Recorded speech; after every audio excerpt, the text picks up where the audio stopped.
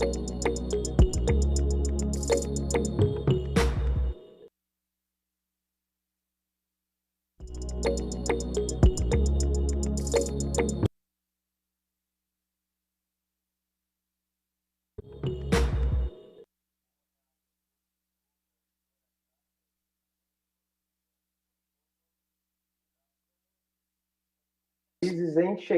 are very happy to get to the third and last day of our seminar. UNICEF Brasil, in partnership with Flaxo Brazil, with Portuguese support. We have been developing this international seminar School Success. Justamente para trazer hoje, nas duas oficinas que teremos, in these 3 days, we have developed many of the themes, and in this Thursday, we're going to develop the themes that have been contributed by the main entities involved in the same theme, and we're looking at strategies to tend to the needs of those children who are most vulnerable, and we're looking at the various meanings of the word inclusion. So, with that in mind, when UNICEF started to put the seminar together, we identified the need, together with the participating partners, to have a single day dedicated to the themes of inclusion. This is why the format of the seminar, as well as the means and the themes we have brought forth for discussion along these 3 days, have this backdrop of inclusion. Once again, I am Sidney Vasconcelos. I am UNICEF Education Officer in Brazil. I have the pleasure to welcome you who are here today, or who have been here with us since Tuesday, or for those who are arriving only today for this third and last day of our seminar.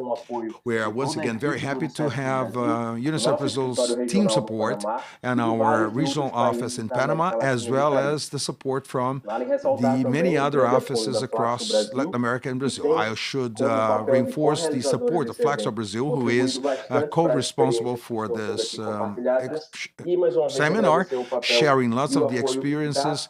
And again, I would like to thank Portuguese for their support. Portuguese Latin America, which is headquartered in Brazil, for all of the contribution they have provided to these initiatives, which are also being shared here with us. The dynamic we've been using since Tuesday includes the last 2 workshops. As I was saying a few seconds ago, we are going to be addressing issues related to inclusive education. The workshop number 3 is going to be exclusively dedicated to it, looking at inclusive education for children and adolescents with disabilities. That's going to be led by Ana Carolina Fonseca, UNICEF Brazil Program Officer, and then we'll have the last workshop, which is abounding with experiences, which is going to be sharing characteristics of intercultural education, as we had many experiences from Brazil and from other countries in the region. So, likewise, we are sharing all of those experiences during these workshops in order to have this sharing dynamics help build together, and that will be, or that has been the basis for our discussion since Tuesday. We should remember that these 3 days of seminar have been recorded, and they're being made available through UNICEF's YouTube channel, so that everybody has access to all of the content. My comments would be videos concerning the first day are not yet available through our channel, but they will be in the next few hours, if not before the end of the week for sure. So if you could not attend the first day, you will soon be able to watch those recordings. However, yesterday's recordings are already available through the 4 links that we made available. One in Portuguese with simultaneous translation into Brazilian Sign Language, then Portuguese with audio description, English, and then Spanish. So those 4 links which are available since yesterday, you can access the experiences which were shared in yesterday's workshops. The first one looked at remediation and recovering access and permanence of those children in school. with experience coming from Peru, experiences from Brazil, with experiences from Ecuador, and the last workshop yesterday brought experiences from Argentina, as well as experiences from Colombia and many other countries, looking at issues related with remote education, remote learning, and learning in the times of pandemic, considering the hybrid education system.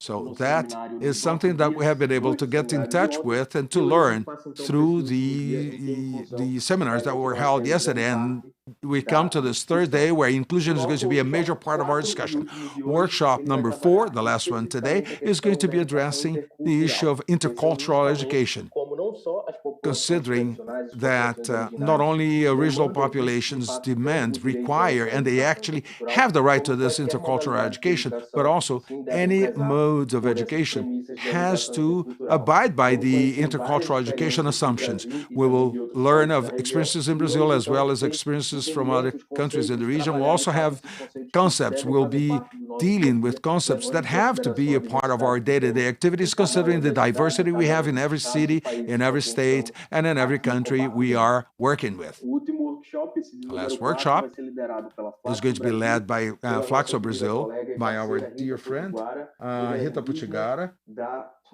indigenous woman from the Potiguara ethnic group. She has contributed to UNICEF work in recent years. I should remind you that our chat feature is available for your interaction. Feel free to share comments and bring issues and share experiences as well, or express yourselves through that chat feature. We have 4 links again available to you in Spanish and English and Portuguese, 2 channels with Brazilian Sign Language and with audio description. One comment for today is that in the observations in each of those links, you'll have access to an attendance list. So we're making that attendance list before today. We didn't do that before, but now we're doing it. So this is a comment we make because of the demands that were brought forth during the first 2 days of seminars. All of those who enrolled during the time of enrollment, you will have access to that list, and we expect that those who are coming only today will have the possibility to participate in the seminar and have access to certificates. I would like to invite Ana Carolina Fonseca to join us on this virtual stage.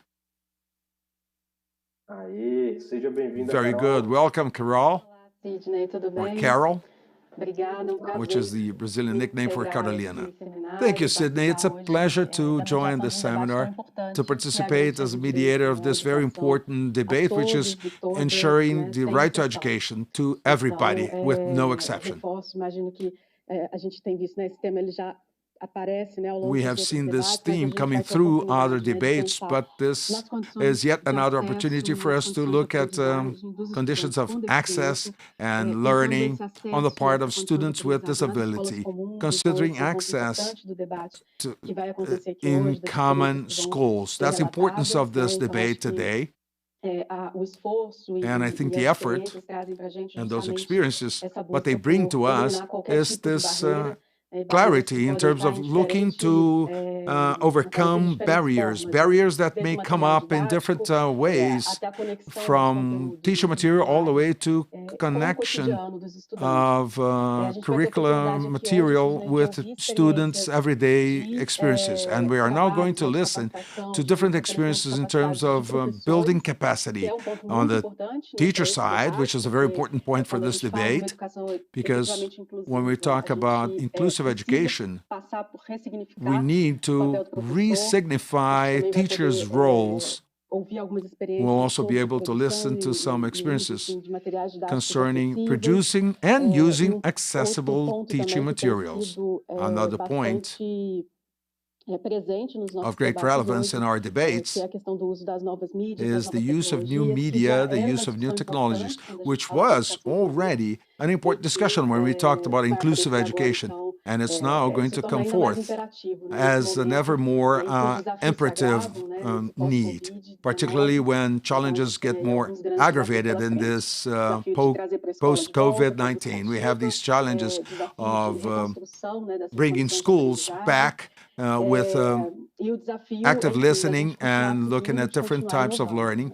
And the challenge is to continue to innovate. So, thank you very much. It is indeed an honor to be able to discuss all of those points with you. Yes, we have a lot to learn and we have a lot to share. So thank you, Carol, for leading this workshop that is starting right now. So I'd like to leave you in the hands of Ana Carolina Fonseca. And I hope you enjoy the various experiences that are going to be shared. So I'll see you later. I'll see you later, Sydney. So now we are going to start to listen to experiences from a civil society organization, Instituto Rodrigo Mendes. Also, we will listen to UNICEF representatives in Paraguay, Uruguay, and the regional office, which has been keeping track of what goes on in all of our countries. The main points to be shared by our panelists in terms of considering inclusive education, effective conditions for learning, that includes looking at the challenges in the context of COVID-19 and particularly the best ways in which we can address those challenges. Everything we have learned this far, everything we have been able to do with innovation, and what are the needs going forward, what are the warnings, what are the calls, and how are we going to progress going forward. I would like to start by inviting Regina Mercúrio. She represents the Rodrigo Mendes Institute. They are partners with UNICEF Brazil for many years. She's a physical education teacher. She works with sensory motor capabilities. She worked with urban and rural schools. She's been working with the third sector for more than 15 years in terms of training teachers and managers in inclusive education in various municipalities of the country. She's going to be telling us about this experience that UNICEF Brazil and the Rodrigo Mendes Institute developed together, which is Open Doors for Inclusion. Those activities started in 2013 with a focus on quality education in ordinary schools, and Regina will be telling us how we can go forward in terms of training teachers and managers and educators in different areas, and relating to us the main interventions during these times of pandemic. So thank you for having accepted this invitation. You have the floor. Good afternoon, everybody. This is a major problem for me, a major pleasure for me to be here with Regina, Sergio, Letícia, Sydney, and yourselves. It is crucial for us to be able to think about new quality education for everybody, particularly in this context of a pandemic. And the idea is to bring data into our thoughts, data which actually have existed since before the pandemic, a few data, so that we can look at the issue of students with disabilities, particularly in what concerns access and learning, and to think about these places for education in the perspective of inclusive education rather than in separate special education and ordinary education. So I would like to be sharing some information with you that hopefully will help us think a little more about those aspects, training and educational aspects that are involved in educators' search for information and for training and for enhancement. The idea is that after this panel, we will open the floor for questions and answers. So please feel free to share your questions and concerns.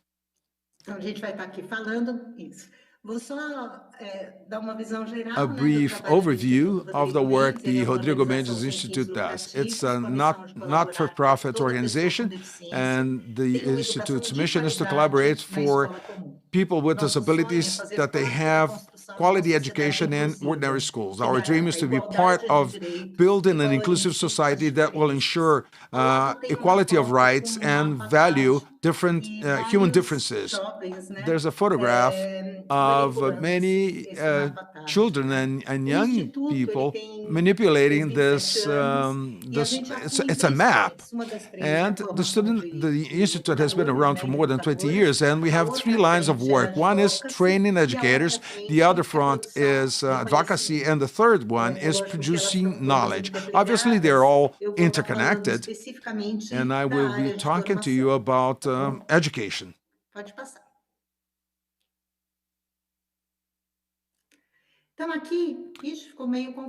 This is kind of a busy map, but let's try and address those data. Along the black line, starting from 2006, we have the number of students with disabilities attending classes and in special schools. So, this chart allows us to see that in 2006, we had a greater number of students with disabilities attending special schools than on the yellow line. This rising yellow line shows the number of students with disabilities in Brazil who attend inclusive schools. And the orange line shows the total number of students with disabilities in schools, be them inclusive schools or special schools. Despite the fact that this map is a bit too busy, I think that all the numbers showed up at the same time rather than in stages, but I will call your attention to what is important for us to see. But we'll be able to see that in 2007, there's a tipping point, meaning the number of students who were attending classes in special schools starts to drop, and the number of students with disabilities attending inclusive schools starts to rise. This is the result of social mobilization. This is the result of progress in terms of ensuring rights. We can focus on this international agreement on education of people with disabilities, and that is part of the policies on inclusive education. So from that point on, we can see a sharp increase of students with disabilities in regular schools, ordinary schools. And more importantly, in 2006, we see some 700,000 students with disabilities attending schools. Now, when we look at 2020, we have more than 1.5 million students with disabilities attending ordinary schools. So it was not a matter of, students who were attending special schools. They just moved on to ordinary schools. It was actually a lot more than that. It required mobilization around ensuring the rights to students who were not attending any school at all, who had no access to education, and are now enjoying the right to access to education. So after 14 years, this number triples. The number of students with disabilities triples, particularly in ordinary schools, meaning the inclusive schools. So we have a reducing number of students with disabilities attending special schools and a very high number, more than 1.5 million students attending ordinary inclusive schools. I would like to share another chart now, which was also shown in the other meetings before.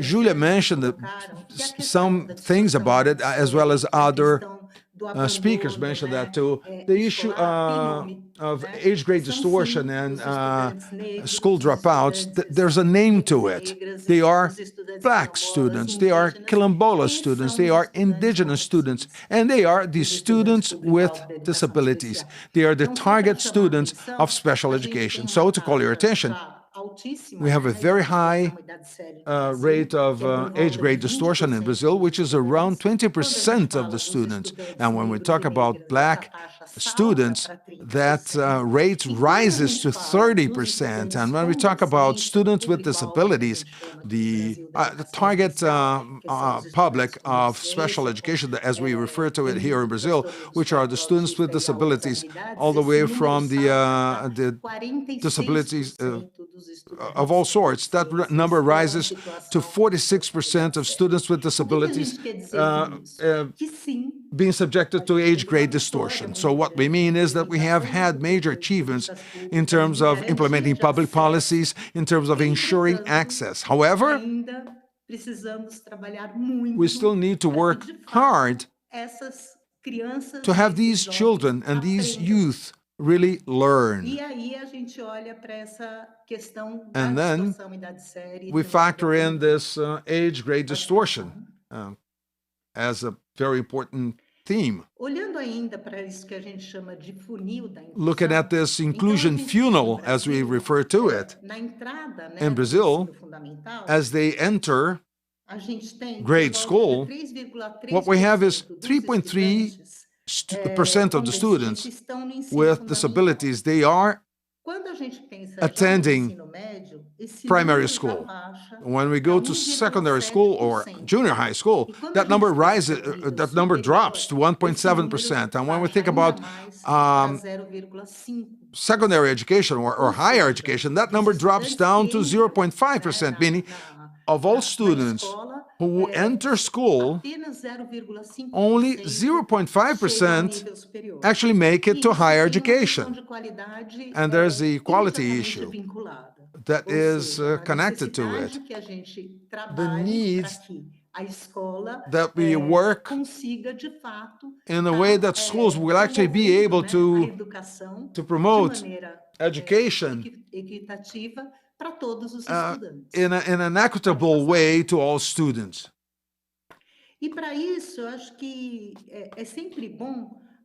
And it is always good for us to remember where we're starting from. So, what the Covenant on People with Disabilities, and also posed by the Brazilian law of inclusion, after all, well, the concept of disability is not, it does not end at people or at people's understanding. This concept of disability is referred to as a relational concept, meaning what can actually stop or ensure a person's participation in terms of enjoying the rights to education, to housing, to health, and to leisure in a society. So we have people with disability who have their obstacles versus the barriers. Those barriers are raised by society, and they can be barriers of various types. Architectural ones, for instance, which are the ones we see more clearly, like if there is no, or if there is, the possibility of having a theater, an amphitheater, and people with disabilities, physical disabilities, they will be able to make it in that theater if there is a ramp access. But here in Brazil, there are many situations, and Rodrigo has faced that many times, as well as many other friends. They have no access to the stage, to go on stage. There's no access for people with disabilities. So that is a barrier that keeps those people from full participation. And we're not talking about barriers that are of an architectural nature. We have many other barriers which can be methodological, they can be of all sorts. So when you think about age grade distortion, for instance, we know that there is structural racism, and not only that, but there is ableism, which would be trying to make a direct connection, but that would be prejudice concerning people with disabilities, where there's automatically no expectation for education, for learning. So this is where we have to start acting seriously, not only in terms of public policies that will ensure structure and infrastructure, appropriate structure and infrastructure, but also the methodological aspect of preparing those teachers. So that point is those barriers. We have to either eliminate or minimize those barriers in order to ensure our students with effective participation and effective learning in ordinary schools.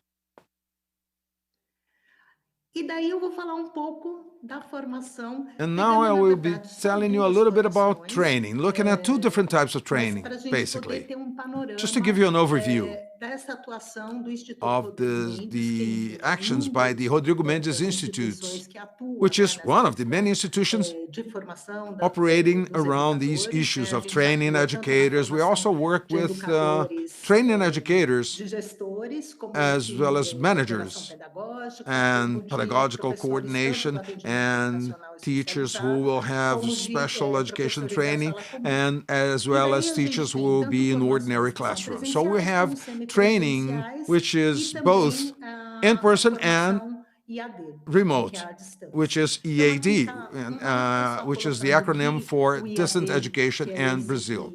So let's refer to it as EAD. The one that Carol mentioned, which is open doors all over Brazil. So we have both in-person and remote education, but there's this one that I've been working with, which is accessible teaching materials. That's the one I've been working with. Durante a minha fala, gente, no chat, a gente vai estar colocando alguns links. We will be offering some links through the chat box that will allow you to have access to information to different videos during my talk. So Angelica, who is our communication agent, she's sharing that information through the chat link. That program is called Open Doors to Inclusion. That was started in 2013, as Carol mentioned. That was started by UNICEF Brasil with the Barcelona Foundation. So the purpose was to collaborate to build the social legacy for the huge sports events. We had the Olympic Games, and then we had the Paralympic Games in 2016 in order to ensure educational conditions to students with disabilities in ordinary schools. That training is initially focused on educators who are in the physical education realm, so it was developed on a semi-remote mode. So it was distributed to 15 states through studios, through remote systems. So those educators would attend that program together with many different activities. And in this format, that format involves this project, developing a project for intervention, meaning working with this perspective, this dialogue perspective, even though we were in a semi-remote mode, where the concept base provides new elements for educators to think about their practice and to reflect on challenging situations and to develop this project to have intervention that would reach all of their students with and without disabilities in a regular classroom.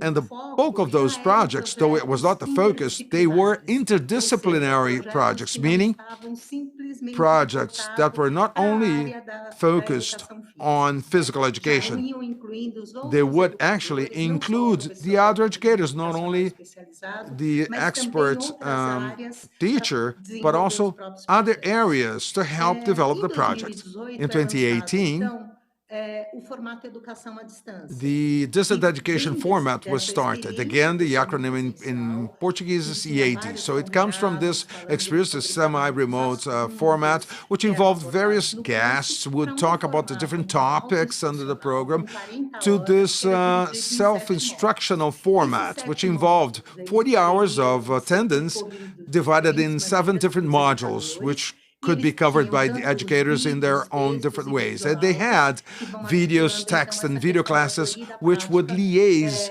theory with practice,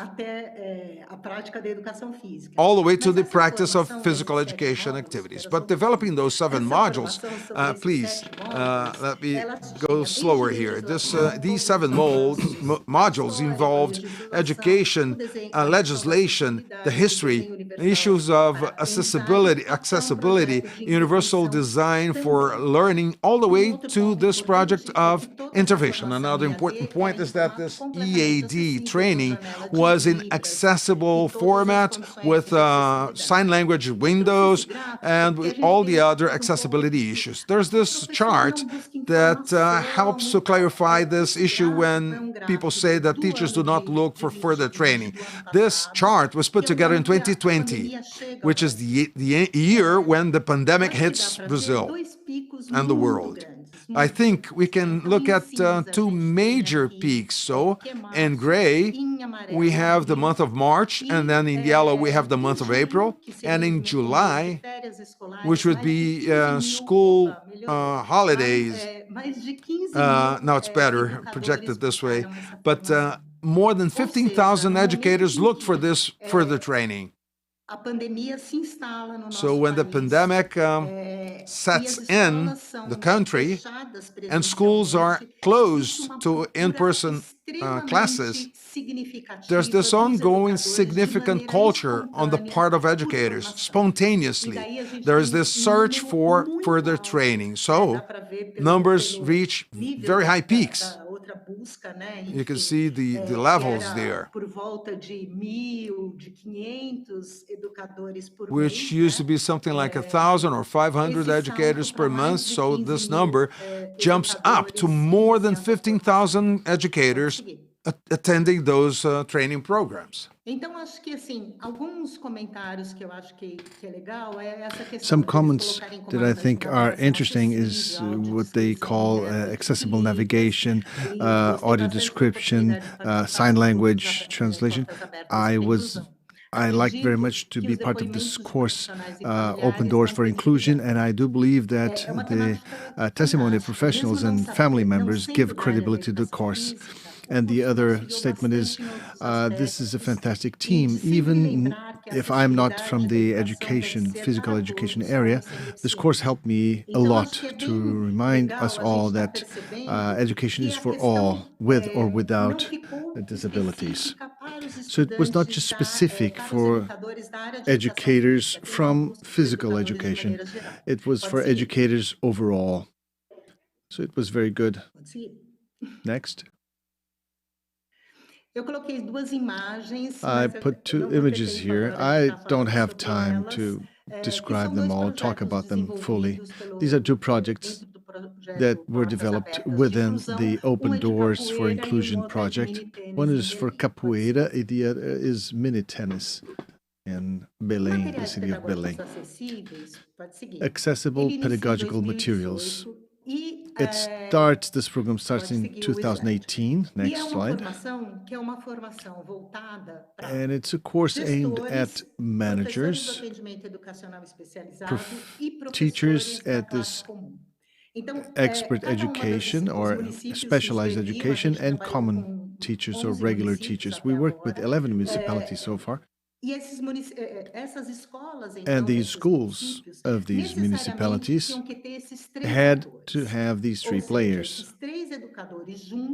The 3 educators together would look at the challenging situation faced by their students, and based on that specific challenging situation, they would acknowledge what barrier could be impeding the students to fully participate, the students with disabilities, and then they would develop accessible teaching material so that this material could be used in the common class for all students so that all could learn together. As all of you, this course was presential. It brings together not just the specific education for inclusiveness, but also the possibility to use this technology with social relevance, so that the teachers could also build accessible teaching material in accordance with the teaching intention. So it would lessen the barriers and ensure learning for all. And this has necessarily to be made in a network. The idea is not to make an expert of the teacher, but to help them work strongly with the community. So in 2020, this course would be initiated. We're in the pandemic course context, so the course is started remotely, not in presence. Virtual environmental learning environment, and we sent the teachers some kits to help them work, the teachers work, with maker technology to develop the materials for their classes and teaching experience. Let me just give an example of one of them, just to give an idea of the results obtained by this initiative. We have here on the left-hand side, memory game, which was built by these educators along with the sign language interpreter and also with the school community itself. It was an association, word association game. In this memory game, you had like bread and the bakery, bread and bakery. So they would have to find the connecting words there. And through WhatsApp, to the families, the interpretation in sign language was sent of each of the words, and in each of the cards you have the word in Portuguese and in sign language. So they would take the equipment, which would be hygienized at school, along with printed material. More than 70%, as mentioned, of remote activities are happening with printed material and through WhatsApp, with the support of WhatsApp. So in the school where this teaching material was used, they would get the material free of any contamination, and with WhatsApp help, they would play. And it's important to think that this material wasn't used only by the students that had disabilities, like Leonardo was a deaf student. It was used by the whole class. Why? Because there was a barrier, the communication barrier. And in this way, they managed to work with Leonardo with sign language communication and also Portuguese communication, which enhanced his Portuguese vocabulary, and with the hearers and their families also participating and learning some signs from the Brazilian Sign Language. This would help them also build up their knowledge in Brazilian Sign Language, which would help them go through the syllabus of the first year. This is just one example to show that in the courses that we've been part of and we have been promoted, what's paramount and has been sought is the pursuit of continuity in the learning process in the remote environment. And the collaboration work is paramount. Each of the educators considering the specifics of their students and their locality. The teacher of the regular class, of the special needs class, and they all discussed everything along together. Therefore, we consider it very important to bring everybody into this boat so no one is left behind. We have had direct attacks on ensuring the rights. Last year, we managed to stop a bill, a federal bill, that would send das classes especiais e das children escolas back to special especiais, classes and e que é special schools. fundamental que a gente And possa it's garantir absolutely a important continuidade for us de uma to escola ensure de the qualidade para continuity, todo mundo, good school e quality que isso for all. parte do nosso ponto de And vista, this e com a experiência is que a our gente point tem of view, and with exatamente the desse experience we trabalho have colaborativo. is the best solution Desculpa possible, pelo which is adiantado da produced hora, by gente. Muito collaborative obrigada. work. Thank you very much. I'm sorry for being a bit late. Olá, Regina.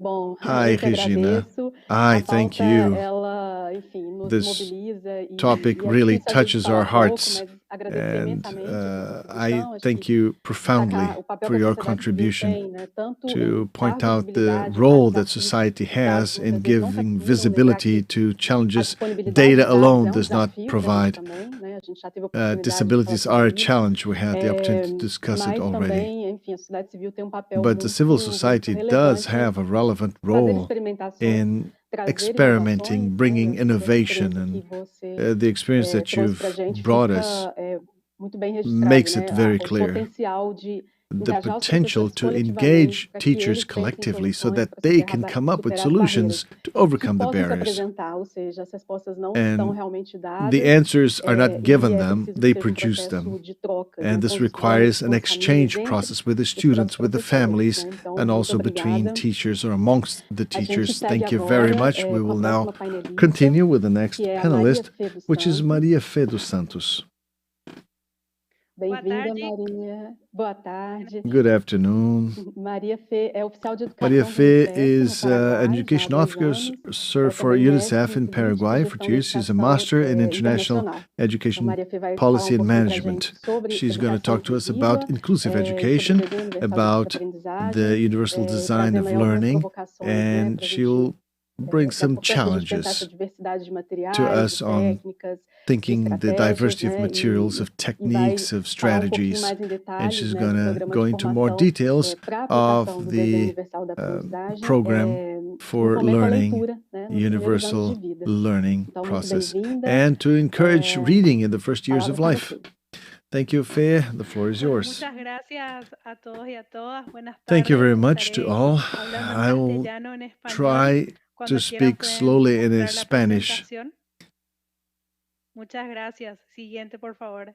En esta oportunidad, muchas Thank you gracias very a much. UNICEF Next, Brasil, a I will Flaxo thank Brasil UNICEF también Brasil, por Flaxo darnos el Brasil, espacio y compartir for esta sharing their experiencia space with que más us que and una sharing the experiencia experience is es more un than an experience. proceso. It is a Nos process gustaría compartir con that I ustedes would un like to share proceso with you. de la It's evolución a y la process of concepción de la evolution educación en sí, and del of derecho a la creation educación para of the todos y para education. todas, It has to do with the y por right sobre todo of the para los education for estudiantes all, con y sin especially discapacidad. considering Dejar the de students pensar that do have solamente en disabilities, eso but y also pensar not en disregarding the estilos de ones that do not have aprendizajes para todos y disabilities. todas. The Y idea por is sobre todo to en este caso, provide a siguiente por style of favor, learning that is presentarles el could be applied proceso for de all. formación a los docentes And the para idea que is to ellos tengan educate las the herramientas teachers para so that they may efectivamente have the enseñar y tools conseguir to aprendizajes teach, para todos y todas, achieving some degree independiente of al learning estilo de from aprendizaje. all, Entonces, regardless hoy of les the estaría form explicando una of experiencia del the style of proceso de learning. cómo aplicamos So you're going to el consider an diseño experience on universal de how we aprendizajes apply en las a formaciones docentes de los universal programas de design for UNICEF learning aquí en and Paraguay. UNICEF's programs in Siguiente, por Paraguay. favor. Next slide. That's it. A nivel global, UNICEF Globally, Paraguay, UNICEF se enmarca en un Paraguay cambio de paradigma, is cambio involved in a change of concepción paradigms de la and educación the a algo change mucho más abierto, un of derecho que the todos y todas concept tenemos or the understanding of what we understand by garantizado. En ese education. And sentido, en education este should be cambio, en este ensured trayecto, or secured for all. UNICEF se embarca And en this este pathway, cambio de pensamiento, UNICEF de construcción goes y de through the enseñanza a thought modelos of más construction and inclusivos. Y teaching, en ese sentido, going through the en more Paraguay, inclusive models. empezamos a rodar In este Paraguay, we trayecto started desde to el go through 2019 this pathway con since tres 2019, pilares fundamentales based on y three necesarios para un cambio pillars de ese pensamiento. Por un lado, to change this abordamos way of la thinking, this estrategia paradigm. de First, comunicación we para el consider desarrollo, un strategy cambio for del communication pensamiento y paradigma, implica and cambiar la development. manera en que pensamos The idea is to nuestras change the way we actitudes think, y nuestras prácticas. our Entonces, attitudes, como our primer practices. aspecto, llevamos So the first adelante aspect jornadas de sensibilización are actions to sensitize about accessibility and the universal design for learning, for teachers, for managers, for all the community in the education industry. It's also important for us to bring the voices up, bring them to the fore, especially of these children that have disabilities, to make them more visible. A second pillar of the strategy to change the paradigm has to do with innovation. As it has been mentioned before, there are lots of barriers that do limit learning or limit access to education. There are the architectural aspects, but also the materials can be a problem. So we try to provide the most inclusive material possible for all. So in this process, we started innovating by building books with accessible text. And in Paraguay, we have a first pilot plan, which will be then expanded and will become an effort of the right of access for all. The third pillar has to do with strengthening the abilities, the skills to teach, but also the skills to do teaching policies or learning policies. The idea is to include the universal design of learning to all involved in teaching whatever the subject is being taught. In the universal design for learning, it is an approach that allows us to eliminate barriers to learning, allows us to eliminate barriers to access information, and it takes into account the emotional and affective aspects of learning. These conditions have to pre-exist so that learning can truly happen. This allows us to use different ways and different techniques and different materials and strategies. There are three basic principles it is based on. The first is allows multiple ways to represent how we show, how we represent what we want to make known learning. Second, it allows multiple forms to motivate it, to bring people into the boat, to bring them into this effort. So it's how to mobilize and motivate people to be, people don't get motivated in just one way, they don't get involved in just one way. So we try many ways to motivate and to motivate people. And once we're able to represent and to motivate, to engage, we give them the ability to express themselves in different, multiple ways. So these are the three basic principles for the universal design for learning. Next slide, please.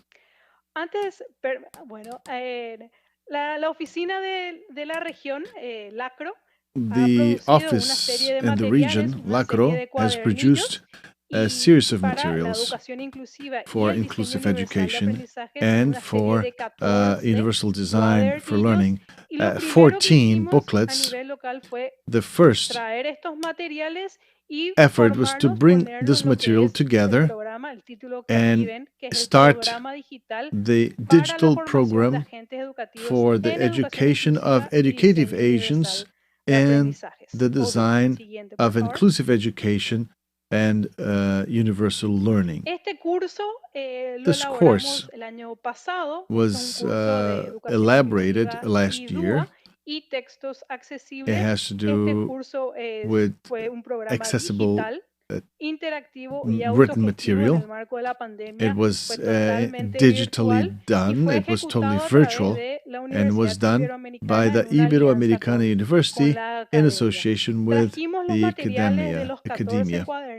We have the material for the 14 booklets, which were then transformed in 8 modules with an 8-week duration course from the Moodle platform with asynchronous and synchronous classes.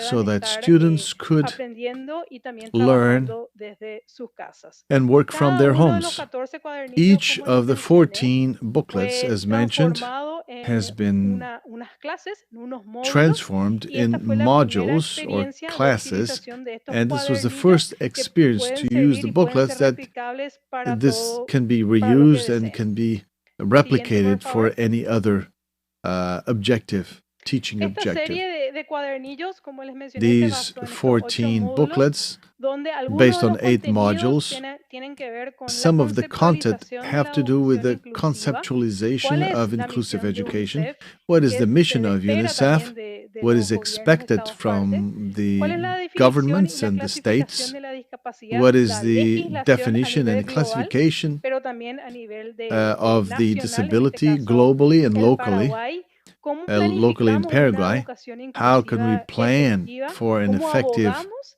y cómo inclusive avanzamos learning hacia process or ese learning cambio de education paradigma con la process, and comunicación, how can we y cómo, meet y ahí this ya entramos ambitious un poquito, process with cómo a es que good cómo los communication? docentes y los educadores How pueden can the transformar teachers estos entornos en can entornos accesibles para transform todos their y todas, y environment ahí entra to más la make parte it pedagógica y accessible por to supuesto all? el involucramiento And also we de have las to have the familias. engagement En of the este students curso and of their families. In participaron this más de course, 200 we had more than educadores 200 de teachers casi todos los from almost departamentos all del of the país, states 15 of the country, departamentos en total. 15 Estos departments 200 or states in the educadores country. eran docentes, directores y They were 200 supervisores educators educativos. and Para also nosotros, supervisors estos in the últimos actores, los teaching supervisores, industry, in son the claves teaching en un arena. proceso de cambio de paradigma, porque son a través It de was quite a ellos change in que se paradigm pueden because it's through establecer y these se pueden educators, through these instalar teachers and políticas managers educativas that we managed to internas. Los install dichos a los and participantes make del new curso educational culminaron policies. efectivamente, estuvieron They finished the course. pasaron por un proceso de They cambio de paradigma underwent y los a testimonios son paradigm realmente change, motivadores which porque is a quite través strong, and the de la feedback we had educación is very inclusiva y strong del DUA, del abordaje, because uno because tiene of mayores this approach, habilidades de we cómo give poder them llegar new a hacer la labor possibilities, new del educador, skills que to efectivamente es do their job of enseñar. Y educators, en which este is to caso, con teach. el Ministerio de Educación, In this case, with se the asume Ministry el for compromiso Education, de dar they continuidad a este took the proceso que commitment no es to solamente continue para aquellos the process. educadores, como pueden ver, no son solamente para It's not docentes just que enseñan teachers en that instituciones teach educativas con in niños con institutions discapacidad, or sino es schools parte de for una política the children educativa with que se disabilities, sustenta but it has to be trabajando part y of the haciendo el cambio politics con for las education, personas for involucradas teaching, en la and they política will continue to work educativa. with Este curso everyone involved in tenemos making the absolutamente laws toditos or los materiales y the guidelines for sea education replicable, in the replicable country. y ajustable a This todos material a is todos los idiomas, y reproducible con gusto, and si can lo be, desean, pueden contactar conmigo. and you can use it. You El can siguiente, por contact favor. me, and I'll provide it for you with a El lot of siguiente pleasure. curso, programa The de next course, formación que me it's gustaría the compartir con ustedes tiene formation que ver program justamente de cómo extraemos los or principios formation básicos course del DUA has y to lo do aplicamos how en do we otros take the contextos y en basic otras principles from DUA temáticas de and formación. apply En them este in caso, other areas. este año estamos en el marco de la In pandemia this incluso, case, because estamos of the pandemic, implementando un we are programa de implementing fomento de la lectura a en los program primeros to años de vida. foster Eso the es, reading estamos practice in the tratando first years de of life. movilizar e We're trying to involucrar a las mobilize familias, and por supuesto involve también the a los families of the docentes, children, en of cómo course, fomentar ese the amor teachers too, por la lectura. in Sabemos fostering que los love niños y for niñas reading, de 0 a 5, develop love for que reading. The justamente children son from estos 0 to niños 5 years of age, beneficiarios del which proyecto, are the no target saben leer, of por the supuesto, project, they don't en know este how to rango read etario, pero at sí this en age bracket. estos años se But desarrollan in las these capacidades years, fundacionales the y básicas basic que skills permiten that will allow them efectivamente to learn how to llegar a read una are educación developed. escolar, And this entrar will al lead them sistema to a good educativo school y education poder trabajar if con they los niños. read Y and bueno, sí, not just siguiente, know por how to favor. read, but love reading. Next slide. Siguiente, por favor. Bueno, el curso rápidamente dirigido a educadores de nivel inicial. This course is aimed at también a entry-level educators supervisores. of the first Tenía como contenido cómo es ser levels un of the educador, educational de system, diseño universal accesible, cómo how armar to be nuestras a estrategias universal design para hacer educator. un educador DUA. ¿Cómo desarrollamos estos That's the first espacios bullet point. y How cómo can we desarrollamos develop those cuentos, libros de spaces cuentos And how can we develop books of stories which are accessible? In Brazil, maybe like in Paraguay, we don't have books accessible for the first years of life. We have to come up with them, we have to elaborate them. And we had many workshops on how to encourage reading in early childhood, and how can each educator elaborate this material for boys and girls, applying the concepts of the universal design education. This module was finished with a plan validated by the UNICEF team and by the Ministry for Education, applicable to all children from 0 to 5. Teachers now how to build and how to modify books into multi-sensory books, and about 120 teachers have been had their skills developed in that area. And the idea is to they will help their children to love reading.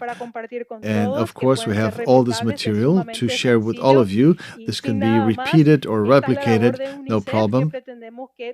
And we at UNICEF want children to learn, to read, and to have good quality education so as to develop their maximum potential. Thank you very much for your attention. Thank you, Maria Fé. I'm sorry for the pressure on time. Most certainly, you provided us with very rich inspiration to bring to the fore the emotional component, the affective component that the universal design for learning helps us do. This brings us the possibility to provide education that makes sense for each boy and girl, even without disabilities, of course. So the experience you bring to think the first early childhood from 0 to 5 years and to have this sensorial experience, we can only imagine how rich it can be for all the boys and girls it touched. Not just because of the potential of their learning, but because of diversification of materials, of languages.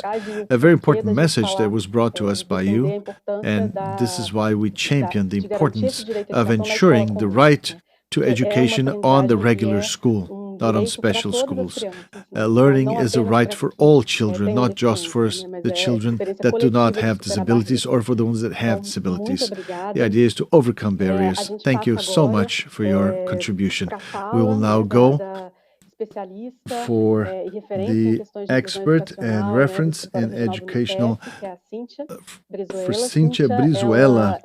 She works at the regional UNICEF office, as I mentioned before. She serves 35 countries and territories in Latin America and the Caribbean. Cíntia, welcome. Muy buenas tardes. Muchas gracias por... Voy a falar... eu falo portuñol, mas eu vou falar en español ahora. Entonces, muchas gracias, Carol. Muchas gracias a la oficina de UNICEF, UNICEF office in Brazil and Flaxo's office in Brazil for putting together this beautiful space where we will be able to contribute our thoughts about how to advance without leaving anyone behind. So, Sergio is with me, and I will pass the floor to him in some time. So I will start together, but then we'll have Sergio's contribution. He is a regional office consultant, and if you wish, we can start. Yes, I was going to introduce him, but I will let you introduce him. So I'd like to thank you once again for that. So Cynthia and Sergio, who is now joining us. And we'll bring to this debate some of the challenges that we have going forward in order to reconstruct education and not allow barriers to aggravate or to remain. So, looking now at this moment of a pandemic and at everything that this moment has brought as an opportunity for us to move to from a educational system who segregates and move towards an inclusive educational system. Yes, thank you very much. And while the presentation is being put on the screen, I will start by telling you that based on the previous two presentations, we have the examples.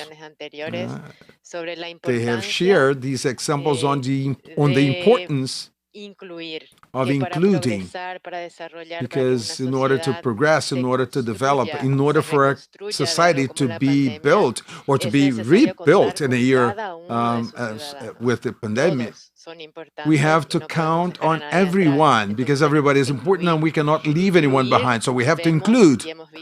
So we have seen that including means being able to identify barriers, and those barriers have to be confronted.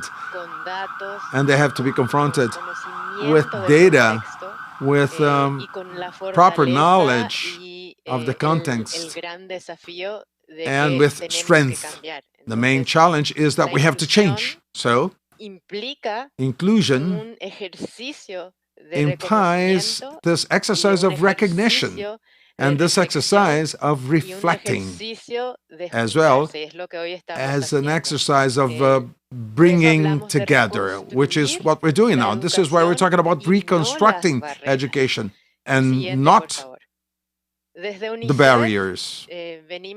From UNICEF, we have for some time signaled to what is on this slide, because it represents a chart that shows 8 million children and teenagers under 14 years of age who have some type of disability.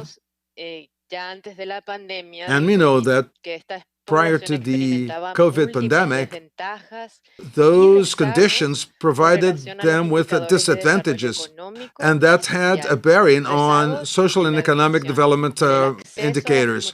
Access to education, access to early rehabilitation, and when we're talking about the early childhood, also delayed participation in the life of the community. So, more than a year and a half into this pandemic, which has brought all of the systems to a crisis, the education systems and others across the world, children and adolescents with disabilities as well as their families have seen that situation get even more serious. 7 out of every 10 children with disabilities who did not have access to education prior to the pandemic, the situation has now gotten even worse. So, we talk about the fact that we are now looking at those challenges, those barriers that we have identified, which are complex for every country. First of all, reopening schools, reopening rehabilitation centers for the early childhood. So these opening processes are an opportunity to improve, improving without reconstructing those barriers. So it's very important to know which those barriers are. What are the technical capacities? What are the available resources? And focus of the social policies. Also, how can we actually build the access that was there before, but that access is not universal? So the need of methodologies and strategies and the alternatives for developing those opportunities, and looking at access to quality education, as was mentioned before, access to educational resources. As we were told before, a lot has been done, but there's still a whole lot to be done in order to achieve this level of equity for education. Those challenges are complex, as I was saying, and there's this flag that's being raised by UNICEF all over the world, but particularly in our region, which is we have to de niños, create niñas y adolescentes con y sin discapacidad a que generation ayudan of children para la with and pandemia. without ¿Por qué? Porque disabilities, estos servicios educativos because the que en educational una situación services compleja in a puesta complex por esta situation pandemia like this, nos tiene que llevar given a by the ver pandemic, that will cuáles have to son open our o eyes to cómo see cómo deberíamos how we should articular estos servicios educativos develop those innovadores con educational otros services, servicios innovative también, services, como de and salud, de liaise that with other nutrición, los services programas such as sociales, health, los programas de protección, nutrition, the que social para la programs, verdadera protection programs, inclusión in order en to todos have los real aspectos inclusion que quiere decir inclusión pueda across ser the board efectiva in y all que aspects that no have to do with perdamos inclusion, de that vista it a has to estos become alumnos que ya vivían effective. So we should dentro not de un sistema escolar muy leave frágil. those students who are already Tenemos que experiencing a tomar esta very weak oportunidad school de pasar system de in un the region. sistema de So we have to educación use this opportunity especial from que moving segrega from a a un system of sistema special education, which is inclusivo con un segregating, diseño to universal an de aprendizaje. Este es inclusive el program momento. Hay muchas herramientas universal que las hemos design visto. of Hemos visto education. solo There are dos many ejemplos, tools. We have seen just a pero couple hay of examples, muchas but there are más en la many región tools, que many podemos other compartir. tools Nosotros estamos across the haciendo una region, and we compilación can para share that. We're compartir actually varias making this experiencias. compilation in De hecho, order to Sergio be Cecilia able nos to va a share all contar of the algo other muy experiences. Sergio is interesante. going to be Abrimos telling us puertas about something hace that's unos very interesting. minutos, We vamos a abrir opened doors ventanas también. Sergio va a hablar de a eso. few moments ago, and we're going to Algo be muy opening windows importante too. que Sergio is tenemos going to be que talking about it. considerar Something para that is esta very important for our identificación y esta considerations for that afrontar identification and for that barreras, para confrontation superarlas. Es que of the tenemos que barriers that tener have to be datos, overcome.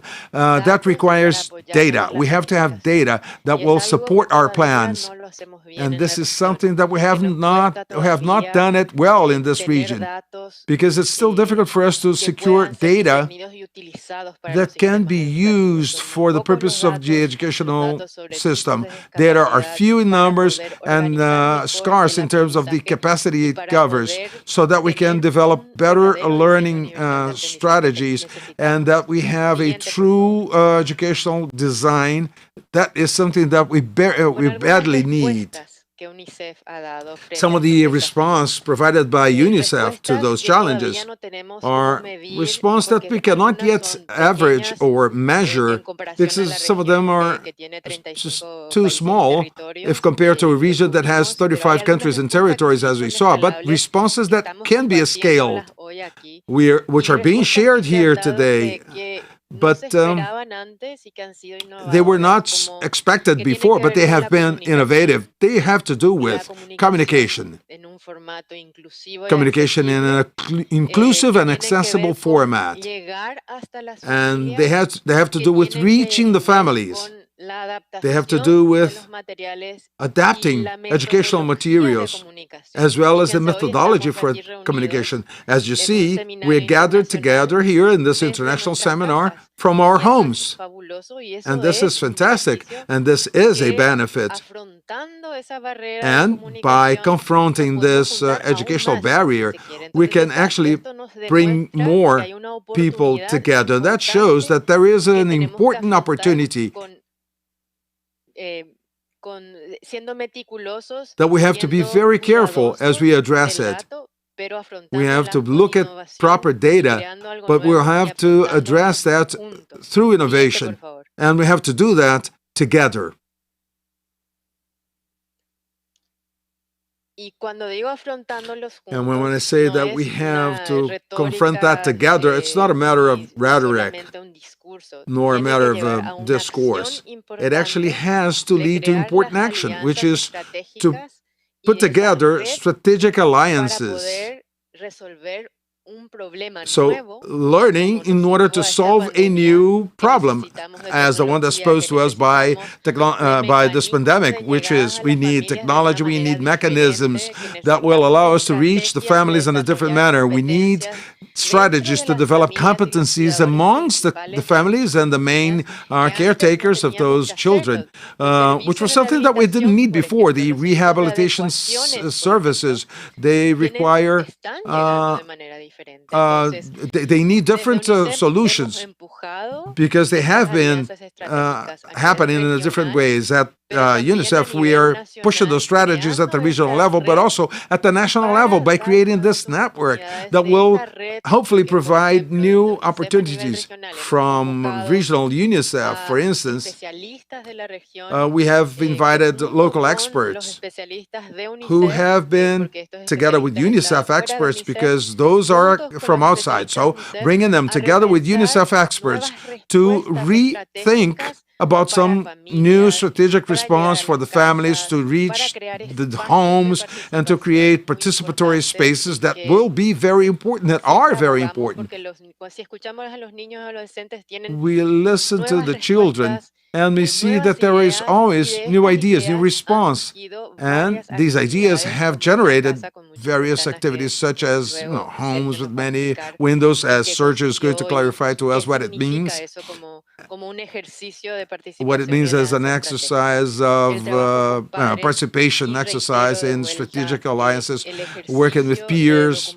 The systematized documentation is important. Collecting and studying data. This is something that we started, but it's still lagging behind in the region, but we are promoting that. This outlook on data collection is a very important outlook in order to help us plan properly, and that can be done by means of joint work and by means of strategic alliances with civil society organizations such as RIADES, such as Social 11, such as Meta Juvenil and Special Olympics. Those are some of the partners, some examples of those associations and strategic alliances. And in order to be able to give the floor now to Sergio Menesman, who is on the screen with us. He is our regional consultant who is developing this systematization exercise and also keeping track of these strategic alliances for regional implementation. So we have thought together and we have shared with all of those organizations the fact that inclusion is necessary to achieve human development, human and social development that will be able to build more wholesome societies that will be peaceful and fair, where nobody will be left behind. Sergio, I would like to pass the floor to you. Hello, good afternoon. Thank you very much, all of our co-workers from UNICEF and from Flaxo. It's a pleasure to be here, trying to elaborate on what Cynthia was saying, and which has been the experience that we have had since the start of the pandemic, trying to look at new tools, new partners, how to mitigate, on the one hand, the impact of the scarcity brought about by the pandemic, the impact it's had on children and their families and their homes,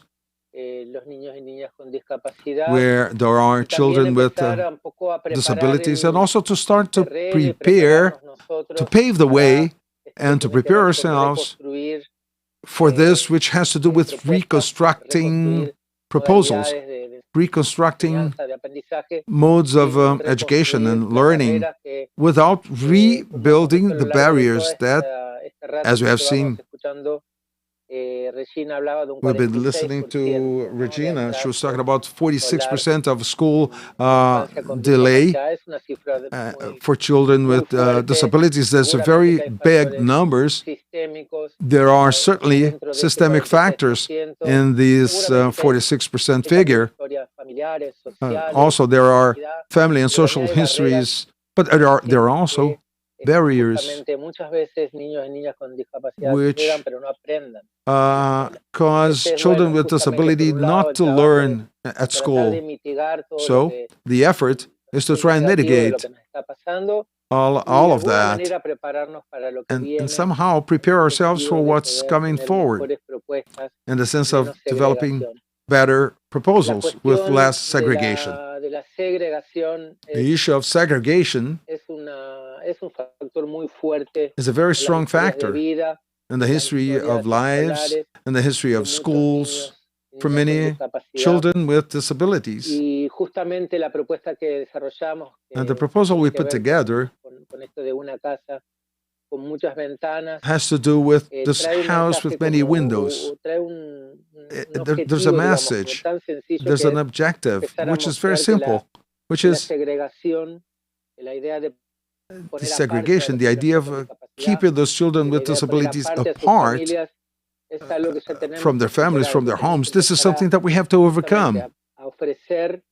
And one of the possibilities is to offer them the opportunity that children with and without disabilities will be sharing opportunities to learn, opportunities to enjoy, opportunities to be together. And this is what we did with this thing of the house with many windows. While we were working on the process to systematize these guidelines, we came across this figure. And there's this essay that I would recommend by Jasmine Harris, which talks about further than people with disabilities. There's this topic that has to be solved far beyond the legal framework, far beyond the issue of training professionals and all of the other systemic factors. That has to do with fomenting or fostering interactions between people with and without disabilities. That has to do with the fact that there has to be this encounter with the people with disabilities so that we start to lose the fear that we sometimes have. In order to meet them, we do not know how to treat them, how to address them, or how to name it. We think it's going to be complicated to communicate and to understand one another. And on the other hand, to think about how enriched we are when we generate this encounter with somebody who comes from difference, comes from diversity. So we're talking about open doors, many windows. There's an architecture at stake in this encounter. This architecture has to do with with being able to facilitate the encounter amongst people with and without disabilities by means of training, by means of interaction. We will be able to reduce those discriminatory attitudes of segregation. That is going to change social standards. There was this story that I like to share sometimes. I live in Uruguay, and I work with this friend, Natalia, who has sensory motor disability. She's a colleague of mine, and she's a psychologist. And whenever we go to the Ministry of Education, for instance, it's called here National Educational Administration. So whenever we go there, we consider that we're going to go to the second story, which is the special education department. And Natalia gets there. When she gets to the reception desk and they say, well, go to the second meeting. Sometimes we're going to meetings that have to do with other areas, administrative or whatever. But then the disability seems that the mere presence, the entire system will steer those people to that special place. So what is at stake behind this idea of a different architecture is to actually break with this inertia, the system inertia of segregation, to separate, to send them to a special floor, to send those people, to send to those floors people who have many conditions in which to contribute to any other of those floors. Still, what is at stake is a cultural change.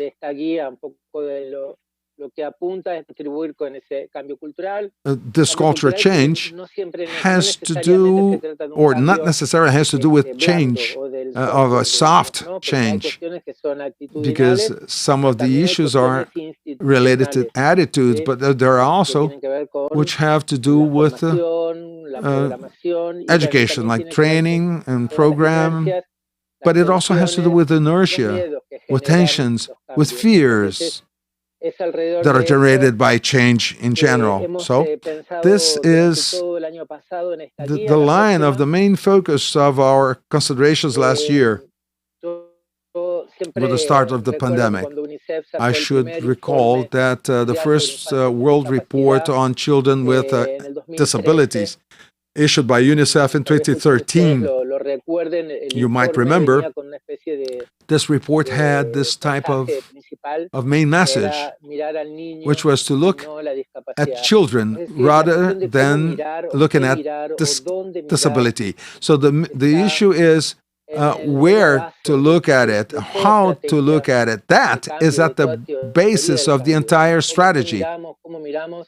What we look at and how we look at. So that changes this outlook on this disability.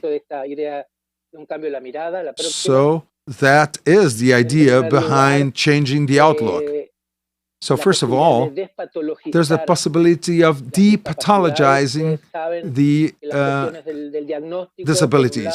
When it comes to diagnosis, on the one hand, diagnosing disabilities is a tool that's much required and much used by families because it does not contain the uncertainty of the families, but it's also a matter of depathologizing because diagnosis actually operates as a label.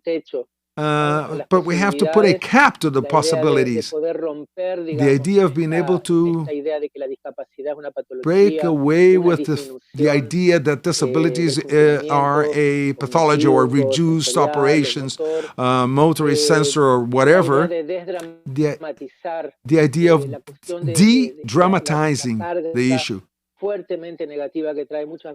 The very negative part that comes forth through disability on the part of the family, because the family is frozen often at that, and there are breaks amongst families because they cannot handle that within this the structure in which they are. So cultural change might result in providing families with opportunities to rethink many ways in which the family operates, looking at their priorities in that sense. So we talk about depathologizing, de-dramatizing, and de-labeling, which is the third bullet. So that should be part of the first tool that will help us think from a different perspective. So whenever the word disability is used, it also comes along this narrative, which is children and adolescents with disabilities need assistance, need help, need this and that. Yes, well, that is the case quite often. All of us need support in order to operate through life.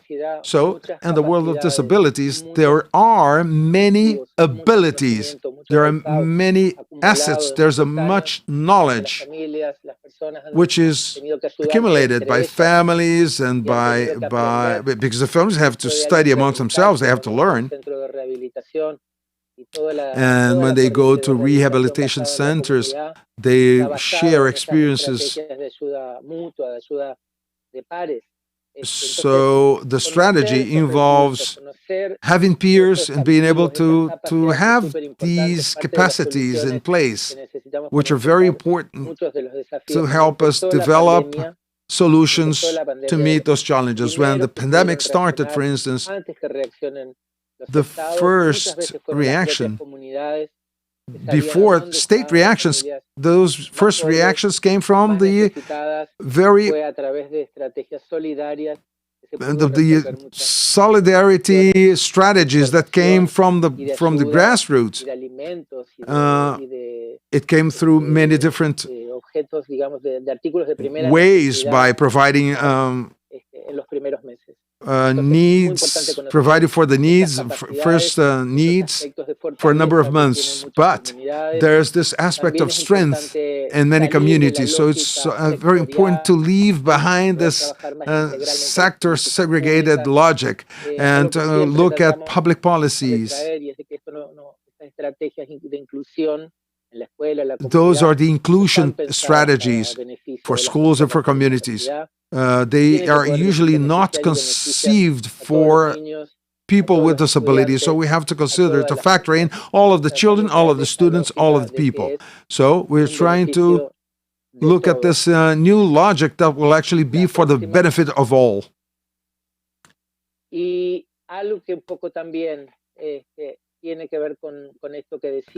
Something that is also connected to that, which is there's a lot of accumulated knowledge in the world of disability. So that helps us get to this sort of golden rule, which is people with disabilities, they have to be part of the entire process. We have to consult with them. We have to look for the resources and the knowledge and the experience from them, from what they know about the most effective way in which those challenges will be solved. This job we have been doing is inspired in this having them as part of the solution, which involves generating encounters between UNICEF offices, organizations of people with disabilities and their networks and their families, so that it can actually emerge in a different way, rather than as something that's going to be mitigate the damage imposed upon the population with disabilities. But that is also going to mitigate the negative effects on the entire population. The proposal of a house with many windows has been looking at bringing to UNICEF offices and many other parties, such as governments and civil society across the countries, the idea that within those programs that are being implemented, that they have this logic of integrality, of encountering, of diversity. They are all in the core of everything we do, so that we stop replicating this barrier, the barrier that says that this is different and this is segregated. So that's what I had to share with you. Thank you very much. Cíntia, Sérgio, agradeço muito novamente. Cynthia and Sergio, I would like to thank you again for your contributions to this panel. I think you have brought up points that are very striking for the challenges we have to be looking at, for the challenges we have to be considering. Now, when we are about to reopen schools here in Brazil, we are working for safe reopening of schools. So we have to think about how we are going to welcome those children when they come back. That is going to be crucial for avoiding to rebuild barriers also.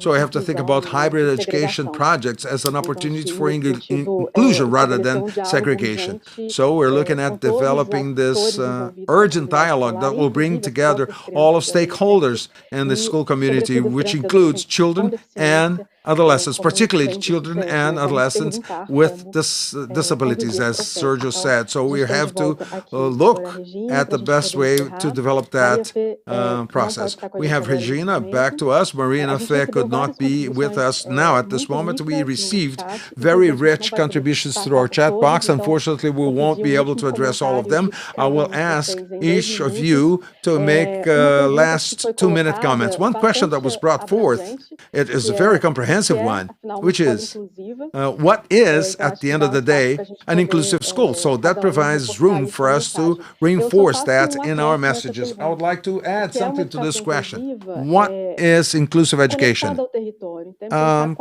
Connected to the territory. So that is, what is the role of the territory in that and along those lines? There are many comments in our chat feature that speak about the importance of partnerships, intersectoriality, the challenge of having strengthened teachers who work better prepared, what's an inclusive school, and how does the territory participate in this process of inclusion. Just a couple of minutes, we're running far behind in terms of timing. So, Regina, would you like to start? First of all, I will not change the information I presented, but the data that I showed, I affirmed they came from inclusive schools. It will be redundancy if you said a quality school and inclusive school. A quality school is necessarily inclusive. It's not a school that promotes an age-grade distortion of big size. It's not a school that promotes evasion or aggression. It's a school that teaches everyone. The landscape just helps us understand that we don't have good quality school for all. Many people are being left behind, not just students with disabilities, but also Black students, indigenous children from the quilombos. We need a transformation. Collaborative work is necessary because it is paramount, it is visible, clear that at this moment the teaching proposition does not make sense. It does not reach every child. So I have to change the school in order that this universal design for learning would not just favor the children with disability, but all the children. When we talk about networks, effective networks, effective and effective networks, is that bring the students together so that they have an interest in learning, so that they like learning, they like reading. This is paramount, to have them have some affection for the schooling process. It is very important that we learn to work in enriching the relationship with heterogeneity. It's unthinkable that with this heterogeneity, people will just come and undergo a test and just sit down and do a test. Simply that, I mean. Of course, they have to have other kinds of languages, other means to present the content. They should be given the opportunity to express what they understand in a different way. That would be an inclusive school. If we truly manage to work in a collaborative way in order for all to learn. Now, with the reality of the territory, in Brazil we had incredible initiatives. If you check in terms of communication, our live today, we have sign language interpretation. Many lives today have interpretation for sign language, music lives, because it was made evident that it had to be provided for everyone. So this should be also included in the school process, in this teaching process. Methodologies should be created so as to meet the needs of all the students. And this should be done together with the families, with the students, with the teachers, and the ones who participate in the teaching process, and with the space. Let me just say something else. I was very, very happy to hear Cíntia, to hear Sérgio and Maria Fé, because we see that we're working towards the same direction, and that's what educators want.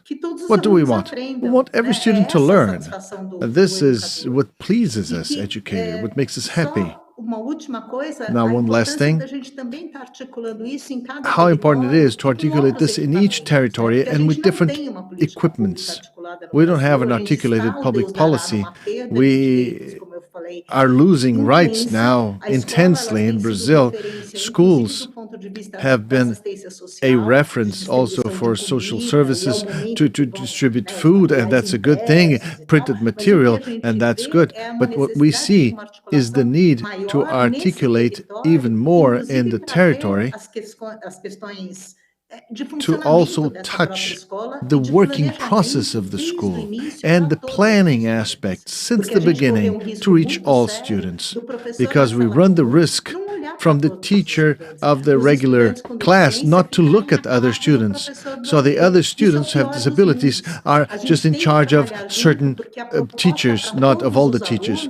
The proposition for all the students, or making a proposal for all students, is an inclusive proposal, not just the image, but other languages can be good for all. The student to have an active positioning, an active posture is good for all, not just for the ones with disabilities. So there's this hope to work close to the family and close to everybody collectively to build an inclusive education for all that will meet all the specifics of all the territories and of all the cultures and of the life histories of each one of them. Thank you, Regina. Cíntia and Sergio? I would just like to continue what Regina mentioned. What does it mean to have inclusive education? Everything she said is perfect, but there's a barrier. We all tackled it, but we didn't go very deep in our presentations about it. Sergio mentioned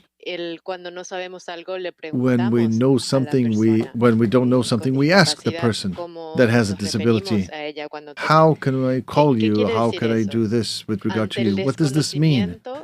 Given the lack of knowledge, you go closer to knowledge. And to know, you have to try and learn. The major challenge is the cultural challenge that we have, we the grown-ups, and we haven't tried to live along with disabilities, and diversity scares us because we think, oh, this is too big, I don't know how to deal with it, I don't speak sign language, I don't speak simplified language, I don't know. And then we close ourselves behind the barrier of the lack of knowledge.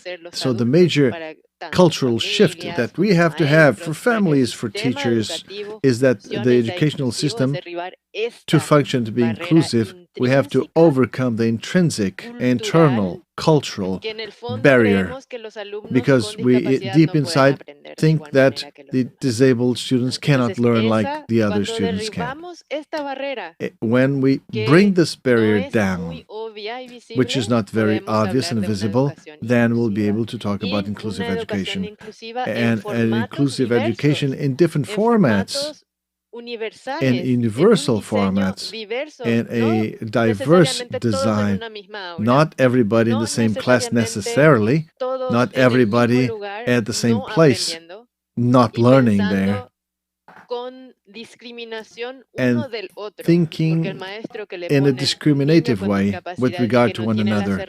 Because if you put a disabled child that does not have the tools, the child also culturally shuts itself inside.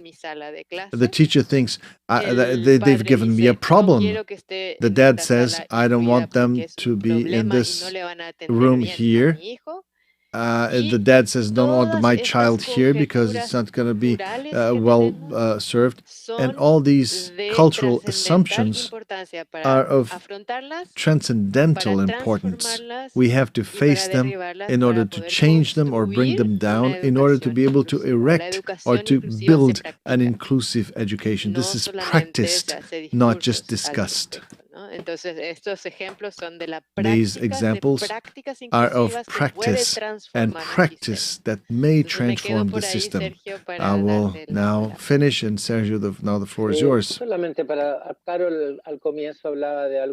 the beginning, we were talking about territory. It's important for the inclusive school to be the closest one, the closest to the children. You cannot have a disabled child to have to travel to a different place to find a school that will welcome him or her, because it's the school where their neighbors, their brothers, cousins go, and that school does not consider itself prepared. No, it has to be something flexible. School has to be flexible to offer responses, solutions, many things, and many opportunities for improvement in education. Based on the proposition of inclusive education is to provide flexibility in the teaching mechanisms, to open spaces, to be able to connect to resources, because it's unfair for schools to have to include, if they don't have the support, the needed support, the tools, and the resources. People fear that when we talk about inclusive education, we are saying that the special education should vanish. No, we're not saying that. We have to change the point of delivery. The delivery point should... We should deliver to the same school the people who live in the same neighborhood. What they need is support, adjustments, adapted tools to their way of working. And the closest school to them should have that. It's a change in how the system is organized and not a replacement of an old system by a new system. Sérgio, muito obrigada. Thank you very much, Sergio, Cíntia, once again, Regina, and Maria Fê, who could not be with us. We now have to close to go to the next workshop. We recall that all the presentations will be made available at the seminar site as of the next week. Sidney. Super obrigado, Carol. Thank you very much, Carol. Obrigado também a Sérgio, thank you very much to Sergio, Maria Fê, to Maria Fê, a nossa querida Regina, parceira do IRM, our dear Regina, and Cíntia, for having shared all of your experiences with us. Carol, once again, thank you, and congratulations for coordinating the workshop number 3. We're curious to know all the consequences that will be generated by what has been presented and shared based on the pages of our seminar on our site. A lot of what we follow up on chat is the pursuit for the material that you mentioned here. So we thank you for the presentations, but also for the materials you made allowed to us. Thank you very much. Let's now go to make our best to follow our agenda. We have an extended agenda if compared to the first 2 days. So on this last day, we had a longer period of activities. Let's go for the 4th workshop, the one that has as a theme Intercultural Education. So I call to the panel our partner, Rita Potiguara. Vamos aguardar até que ela esteja na tela aqui com a gente. Let's wait until she's here with us. Aqui a gente já está fazendo essa transformação de uma sala. We're here making a transformation from one workshop to another, and this new technology, because it's something new, we are surprised by technical issues. This may take a few seconds, therefore. Meanwhile, let me say a few things to you. The list of presents is already available at the description of each of the links in which the transmission is being carried out, so everyone here with us can access the list of presents and record your presence. And the certification, as informed previously, will be given to the ones who had previously enrolled into the seminar. All these recordings will be made available on UNICEF's YouTube, our YouTube channel, UNICEF Brasil.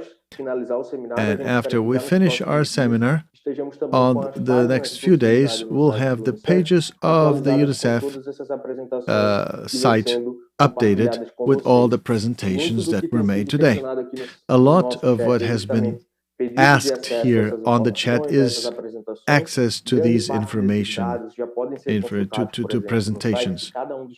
Some things can already be accessed. The IRM's site, Instituto Rodrigo Mendes, lots of research and data and support material to the teacher's work in class and also outside the class. We have materials for them, and all the partners have been part of the seminar during the first day are making their material available. We're getting to the half of our last and third day of seminar. We are happy that until now we had around 200 people exchanging experiences, participating, asking questions on the chat. As I said at the beginning of this afternoon's program, the goal of the seminar, when we started thinking about the seminar, is to have inclusion as the big background scenario or landscape for everything that is presented. That's why we're presenting all these aspects of the concept of inclusion, which is richer, broader now than ever before. On this workshop 4, we'll bring an issue that is very evident, especially when we think about the populations and traditional populations of the first peoples that have to have their rights guaranteed or ensured and its specificities respected, and the educational process they're subjected to or they can participate in, and their school pathway. I think we have Rita with us, yes or no? Yes, we have Rita with us. She's been transported to us with success. Very nice to have you with us, Rita. I'll ask you to introduce yourself. You better introduce yourself, and then we'll continue with the fourth seminar, the fourth workshop. Okay? Great. Thank you. So the floor is yours. I thank all the colleagues who are here with us, all who are with us as public. Rita, pleasure to have you. As a researcher of Flaxo, as a manager and researcher, who will certainly lead and coordinate the fourth workshop. Thank you, Sidney. Good afternoon to all. My name is Rita Potiguara. I'm an indigenous person from the Potiguara, from Ceará. I'm talking from Fortaleza. I'm a doctor in education, and I'm developing a consulting service with Flaxo. And we have developed some research with regard to indigenous school education, school in the field, quilombola education, frontier schools. And it is a great honor to be in the seminar today. First, I would like to congratulate all who are with us and welcome them. Pathways of school success since the 15th, 2 days ago. This material has been discussed. It's a great responsibility to coordinate this last workshop. And this workshop that has been very much sought. We have lots of experiences to present to you and to discuss with you later. So first of all, as it is the custom, and we have to express our feeling of indignation and also of solidarity. We are solidary with the people who lost relatives and friends for the pandemic of the new coronavirus. This pandemic has affected all of us. It has been more perverse, more malignant to the ones who lost their lives and their family members. So I congratulate and salute the health workers who are at the front of this fight against COVID-19. And I also salute all the teachers and other professionals from the educational system who are mobilizing to keep the link with the students to school and with the students' families with the school as well. The efforts have been great from many teachers. They are based on ensuring education, which is the right for learning in the broadest sense of the word. And it's about this right we're talking about in this seminar of successful school pathways. we see that these trajectories or pathways, to be ensured, they have to be dignified, and a suite of actions of players has to mobilize and have to be mobilized by specific actions to ensure the pathways, which are a right to the boys and girls undergoing the process of education. Having all this in mind, we carry out this fourth workshop of intercultural education. What is intercultural education? What is interculturality? Many of you have heard of it, many of you know the topic, or have read something about. Some of you know the guidelines about the indigenous schooling process. Interculturality is one of the bases of indigenous education. It's part of the official documentation of the country. But what is the proposition really of this intercultural education? We can say intercultural education is more than a model, is a political statement, ethical and a pedagogical basis for our education. It has to do with the view of being in the world and has the intention to transform the school process, to transform the school. The school is where we work. So interculturality and intercultural education is a utopia in schools today. So our dream is, in fact, transform the world. With this dream makes us think that it is possible to create a new world, a new school, a world with social justice, cognitive justice, a different world that will understand diversity as an ethical and political value and not as a threat. In Latin America, the first experiments of intercultural education have risen in the 70s in the context of the military dictatorship. These first experiments or experiences came through the practices, educational practices created in the indigenous societies. And the idea was to identify the specifics of each individual Indian community or indigenous community, and then bring it all together as a means to respect this concept or notion of interculturality. And the notion itself of the intercultural education can have different meanings.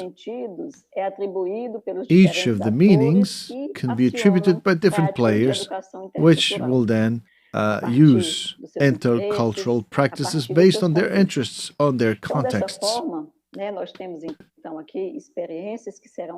And now we'll have experiences that will be presented that will display some form of intercultural education.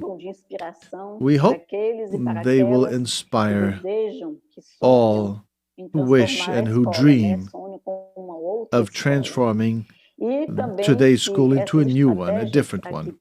And may the strategies presented also help in promoting dignified pathways, successful pathways, as we have been debating during the 3 days of the seminar. We'll have, therefore, in this workshop, reports of 6 different experiences, so 6 points of view from Brazil, Paraguay, Ecuador, Peru, and Colombia. Because this workshop was very much sought, I mean, people wanted to be part of the seminar, we decided to organize our workshop into 2 different parts. The first part will present 3 experiences, one from Brazil, another from Paraguay, and the third from Ecuador. And to get to know these experiences, let's invite colega Nádia Cardoso. Please, Nádia. Olá, Nádia. Nádia é nossa Nadia is our research colleague. He's part of the Flaxo consulting team. Hi, Flávia. Hello. Good afternoon to all. It's a pleasure to be here. Igualmente, Nádia, prazer recebê-la, prazer conversar com It's a pleasure to welcome you, a pleasure Então, to talk to you. apresentando, Nádia ativista As I was saying, Nadia is an activist of racial gender equality. She's a master in education, a doctor in social culture and society. He's a researcher and of Flaxo Brasil. She will make a presentation of the research we have developed, which is about education and community practices, a research carried out by Flaxo Brasil in partnership with Porticus. This research is promoting good results. Based on this research, we have a project supported by UNICEF aimed at successful school pathways. Nadia, the floor is yours once again. Good afternoon to all. Please, let's start the slides. I'm going to present to you the experience from a group of researchers who have researched education and community practices.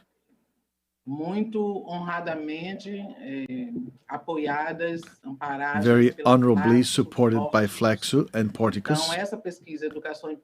This research in communitary practices has the focus of its attention school education in the field between farmers, extractivists, the education between indigenous peoples and quilombola communities, and schools that also serve migrant populations.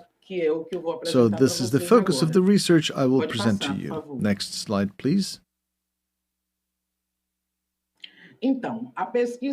Well, the research in education and communitary practices promoted by Flaxo and Porticus, or supported by Flaxo and Porticus, has as objective to identify projects, initiatives, and educational practices connected with the way of living and the agenda of the communities in the states of North and Northeast Brazil. We have the picture of the front cover of one of the products generated by the research, and we're going to talk about it later. Next slide.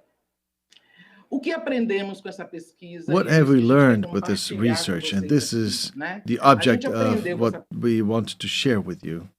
She was muted. We can't hear her. She's muted. She was muted. We can't hear her. Oi, Nádia. Você ficou sem som. Hi, Nadia. You've been muted. Okay. It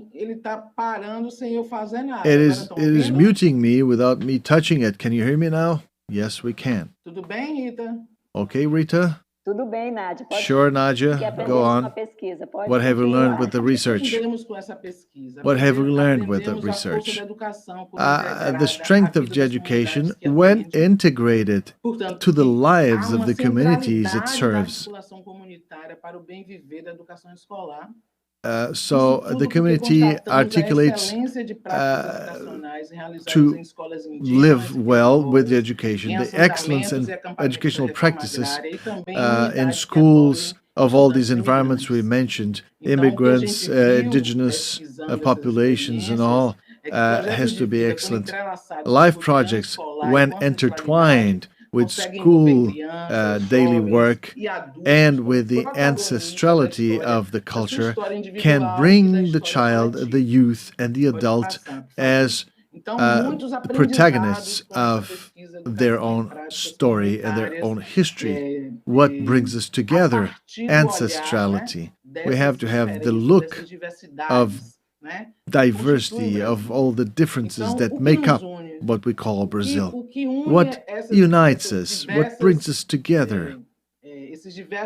What brings the many contexts, the many realities the field realities, the quilombola reality, the immigrant reality, the indigenous cultures realities. Well, for immigrants, we have to discuss it further during the questions. But for most of these differences of these peoples, what brings us together is ancestrality, the idea that our cultural identity is inherited by our ancestors that produced stories, fights, and knowledge. And this should interest the students, and they have an interest in learning the story and the history. What brings us together is that these are communities who mainly diffuse community knowledge through the spoken word, although they value the written language. That's why we have to go to school. And what unites us is that we have as a principle that we belong to the same territory. This ensures our belonging to a space that gives us an ancestral reference. It's not just private property, it's just a piece of land. It gives us our ancestral roots. And the pursuit of the good life or good living that came to us by the Andean indigenous peoples and is related to all these diverse experiences that we have researched in North and Northeast Brazil. The idea of harmonious living with the nature and people, humanity, spirituality, and economy. And the anti-racist education. Since 2003, we have law that makes it mandatory for the educational process to include the history of African Brazilian history, and also it's mandatory to include the indigenous history. The legislation says that Brazilian society has to be educated, but for new intercultural, ethnical, and racial interrelations. Next, please. Still, what brings us together, some of the good news about our union, the fact that we are together, the fact that we have lots of things in common, we're also united by experiencing extreme adversities. So this concept brought by Portuguese, which reflects the issue of cultural racism. So people experience these extreme adversities. Structural racism involve prejudice and discrimination, which is also something that brings us together out in the countryside. It brings us together with the differences that are not related with race and color issues, but so those elements connect us with those populations. But structural racism in Brazil, which is a country that has had more than 500 years of Portuguese colonization, and after independence, the country maintains those racial hierarchies of colonial times, and those hierarchies make most of the Brazilian population more vulnerable. So it structures this society in this way. This is why we're referring to that as cultural racism, because they are hierarchies that are based on race color. And that generates many other social problems in Brazil. It's multidirectional poverty, because it's not only poverty concerning income, but poverty involves the difficulty of certain collectives. It keeps them from accessing fundamental rights. Discontinued public policies which are developed without the participation of those subjects who represent those various communities that conform this what we refer to as Brazil. And also, something else that unites us is those differences, because they live experiences, they live violence, they live psychosocial violence against the ways of life, which we could refer to as epistemicide, which is the way they see the world, the way they position themselves in the world. Psychosocial pressure against their perception of themselves and against their collective pathways. Unfortunately, structural racism, prejudice, and discrimination, and all of the social ailments that are generated by those elements actually brings us together or unite us. So those differences and community practices, we have to look at that in order to develop a better understanding of that, so that that knowledge is shared across the country. Well, we are also united, still as an effect of this cultural racism, understood as extreme adversity, is inequalities. Actually, why we have been here together in the seminar since the 15th, discussing the school success pathways, this very important theme that UNICEF has delved into. So it also reflects in terms of access and permanence in the basic education.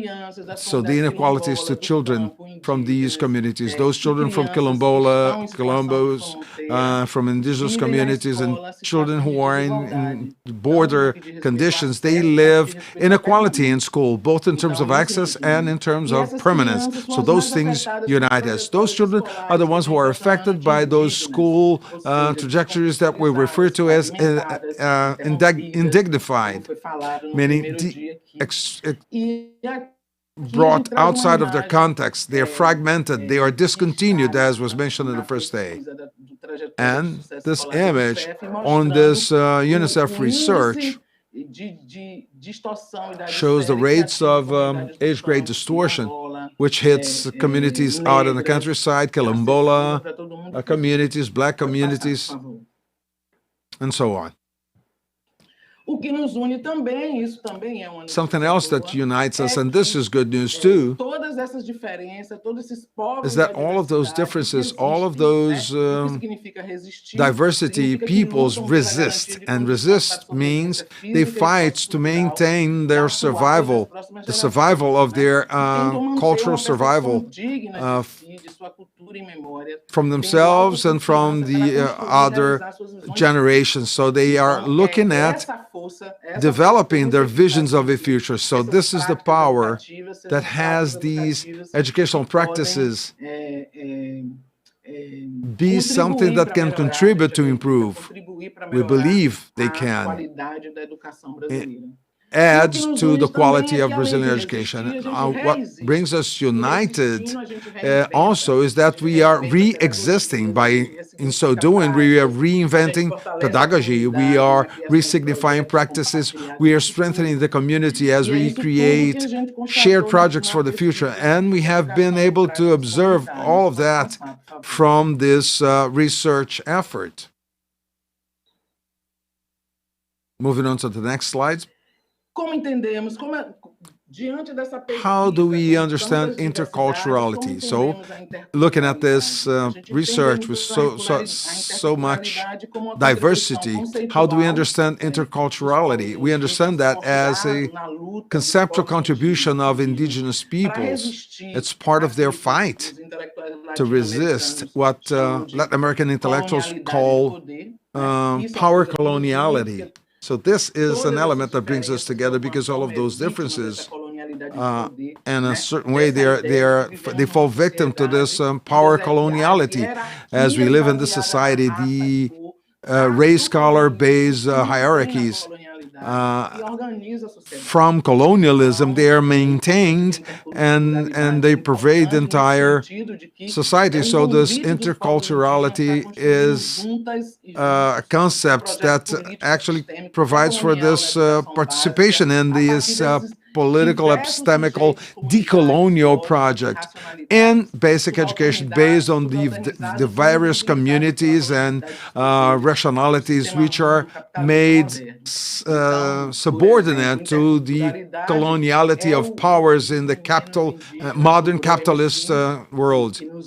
So as we listen to Bro MCs, the group that celebrated our participation on the first day of this seminar, they were saying, United Village, show your face, Ejo Urendire, come to us in this move. So interculturality is this resorting to rap as a manifestation of black youth culture to survive, as a reality of power on the part of society, and the same language,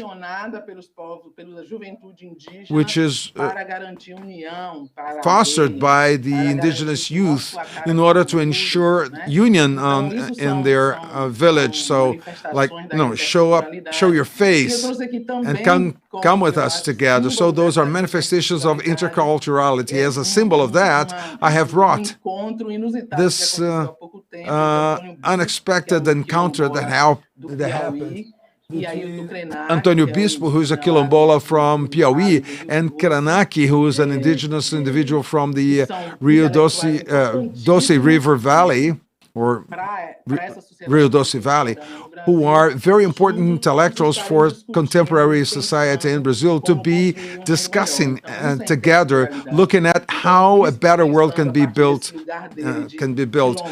So this is interculturality, quilombolas connected with African principles, with African ancestrality, and on one hand, Ailton Krenak basing his participation on the indigenous communities and on indigenous knowledge. This is the future. This is the future of Brazil.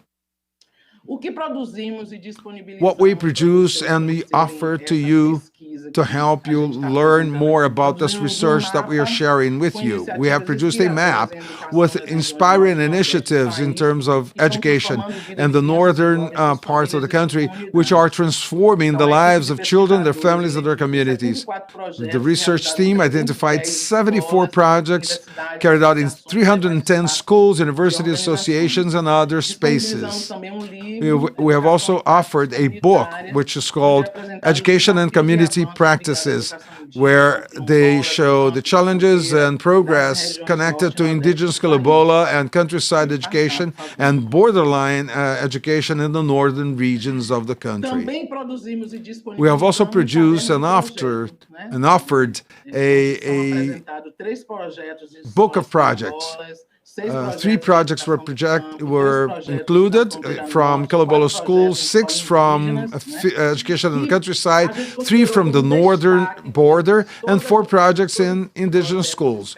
Of all of those projects and experiences, we consider them to be good highlights in this Flaxo research into community education and practices. So that is available from that link. You can download it from that link, and the book, and the notes, and the map. You will be able to know a little more about what I'm telling you now as you click on that link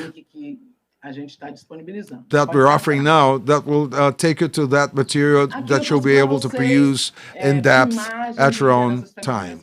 And I'd like to share a few images of quilombola female leaderships, quilombola leaderships.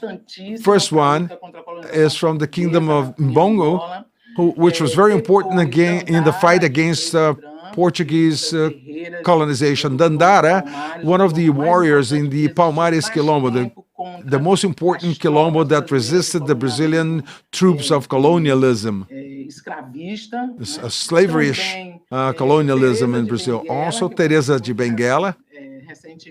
I've known her, I've got to know her recently, a warrior who got quilombolas and indigenous peoples to fight against colonization in the region of the Guaporé Valley, and a contemporary queen. I have given her this title because she is a teacher I have found in those community research efforts. Leidiane, and you can move on to the next slide. Leidiane, as you can see in the photograph, she tells me, among other things, we don't want to violate territories because everything that there is in this territory is sacred for us, including our bodies, men's bodies, women's bodies, animal bodies, plant bodies, water bodies. Everything is sacred for us. We want our territory to have a title and to be free from all violence, racial, gender, homophobic, environmental violence. And time is a matter of urgency, so we need to build it in school. And that is altogether this desire to develop well-being in Brazilian schools, particularly in these quilombola and indigenous schools and schools in the countryside that include people as well, that include people in situation of migration. Here we have the researchers, so I'm speaking actually in behalf of an entire collective. Everything I have said was produced by this collective of women, the researchers, 8 researchers. I am included as one of them, under the coordination of Renata Montechiari, André Lázaro. So that was the team that produced this research, education and community practices, of which we're very proud of, because we have been able to observe also many good experiences that have been implemented in Brazil and are just forewarned by the public authorities. An initiative carried out by teachers, by leaderships, by communities. On those differences we have worked with.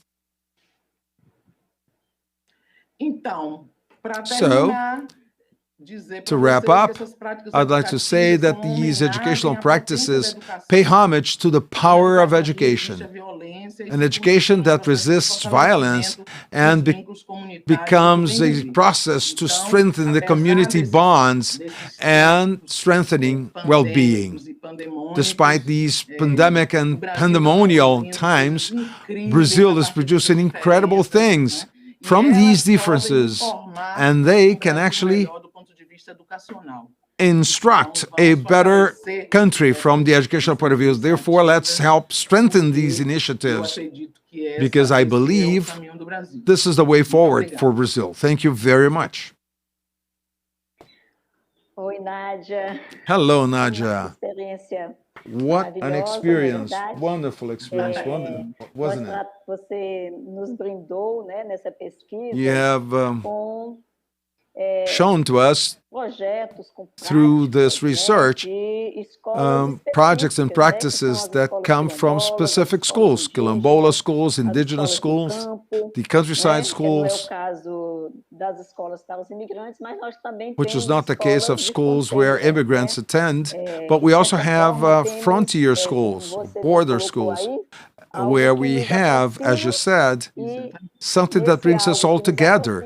And in this something, I would point at this notion of territoriality, understanding territory as this material space, evidently, the issues that involve conquering land, which are connected to the territory, but also territory as the symbolic space where we build our lives, where we build our dreams. Yes, very good. Another point that you bring to us has to do with this anti-racist fight.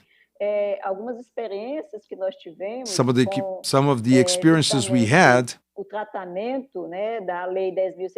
with the treatment of this 10,737 and 11,745, those two laws to include, because across the basic education, the history, the culture, Afro-Brazilians and Africans, and then, as you said, the history and the culture of the indigenous peoples. Concerning this last point, I'd like you to elaborate on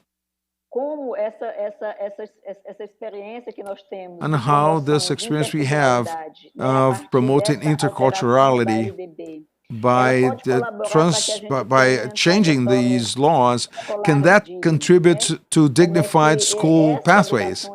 How can this anti-racist education enable that? So if you can, if you'd like to comment about it. So I would say basically that I have always worked with education.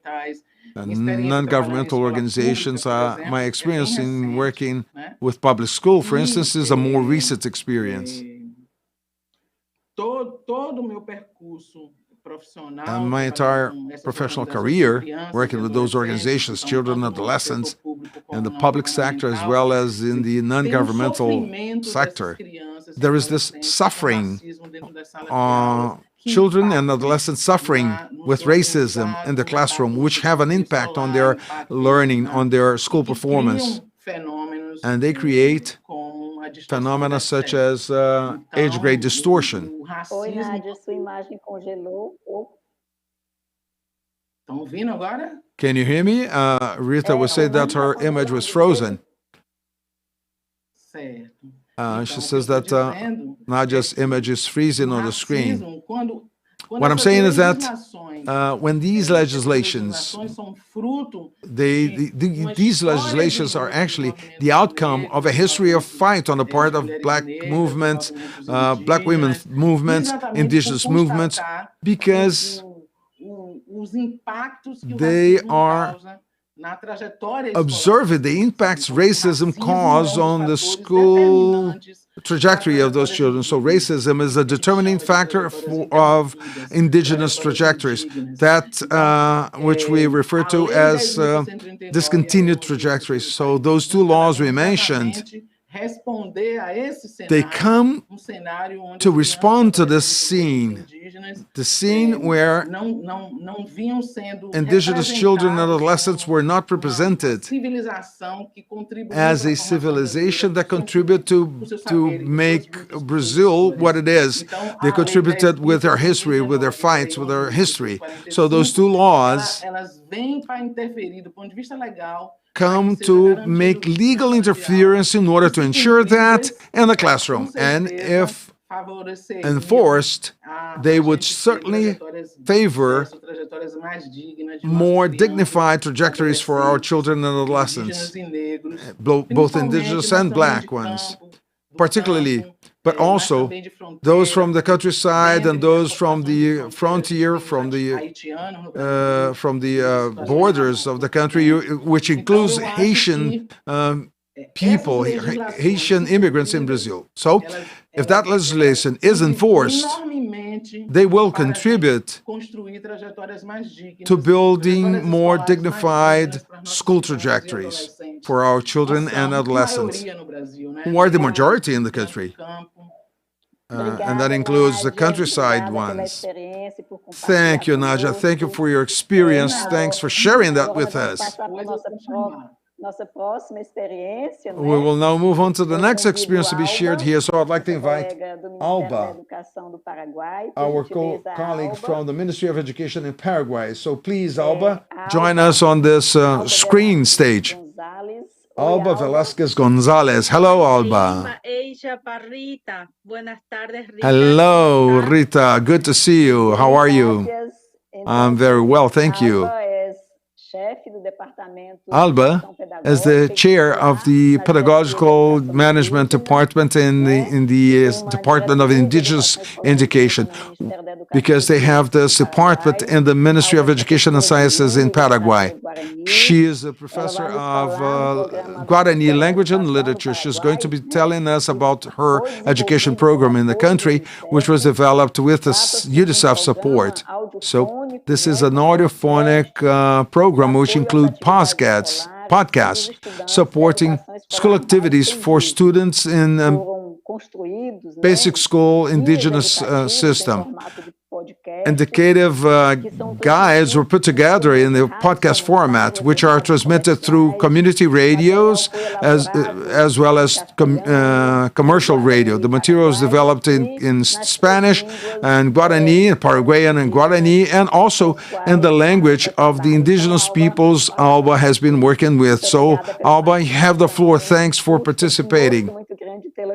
And it's a great pleasure for us to have you with us. Thank you very much. It's indeed a lot of pleasure for me to be here with you today, to be sharing our experience. So let's have my presentation projected on the screen, please. This is an experience developed by the Ministry of Education. We have been working with UNICEF, with the UNICEF support. The pandemic has taken us all by surprise in the context of indigenous education in Paraguay is no exception to the process. So the indigenous peoples had to reinvent themselves in order to be able to continue along the process of education. So this program, as we're saying, it's a proposal that's called, and this indigenous name, Nahendumi, which means let's listen in Guarani. But that's not only the only meaning, because there's a tinge of affection. This nya particle, the word, has this tender nature to it, a family aspect. So let's listen with tender care. Let's listen with attention.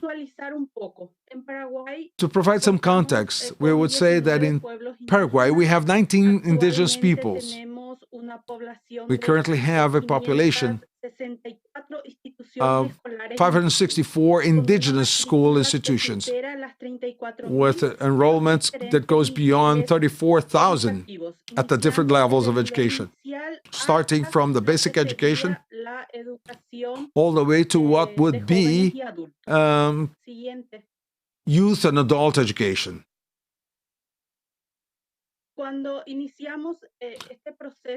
When we first started to build this program with UNICEF, the following objectives were there. We have to contribute to school reinforcement, because from the Ministry of Education, we had many proposals at hand, but we needed to emphasize and we needed to reinforce school support with something new. So that is the proposal. That's where the Nahendumi proposal comes in.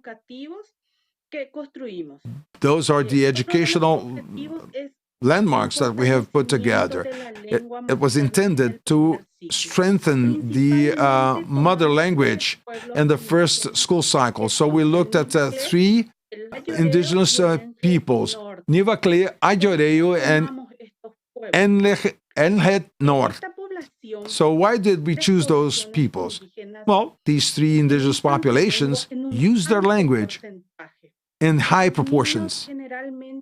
Children in the first in the first 3 years of school, they use their languages exclusively. So it was necessary to offer materials in those indigenous languages so that could be elaborated with those children. On the other hand, also, there was a need to incorporate in the first school years the Spanish language and the Paraguayan Guarani. Paraguayan Guarani is the variant we use, which is used by the non-indigenous people, but that is rooted in the indigenous Guarani language, with certain changes to it, obviously. And lastly, the intention was to strengthen the Spanish language, particularly in the secondary school, which is for the teenagers who were attending schools. This is why we developed this proposal together with UNICEF to prepare audio materials that could be worked with in the indigenous schools. When we first started, the beneficiary population was a group of slightly more than 21,000 students in the first and the second cycle, which are the first 6 years of basic school in Paraguay.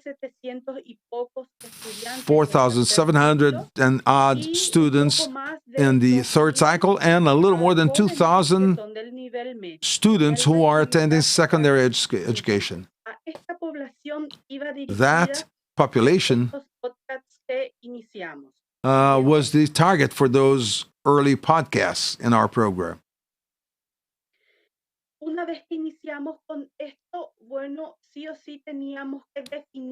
That was started, and we needed to define some lines for our focus.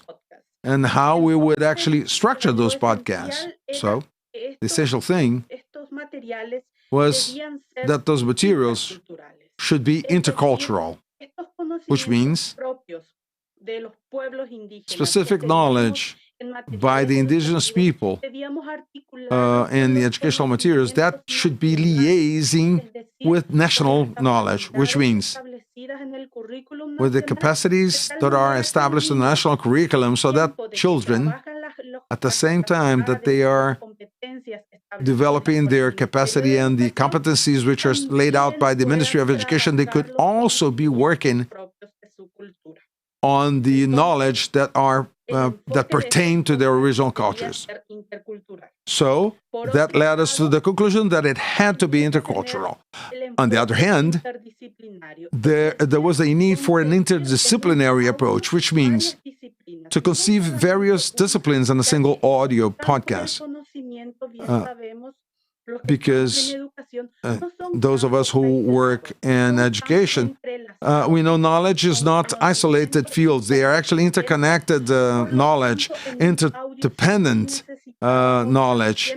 Therefore, we needed to have a thorough view of that interculturality. So, the main areas of the national curriculum, school curriculum, that comes forth in those podcasts have to do with the mathematics, languages, natural sciences, which is broadly known to indigenous peoples as a whole, a bit of social sciences,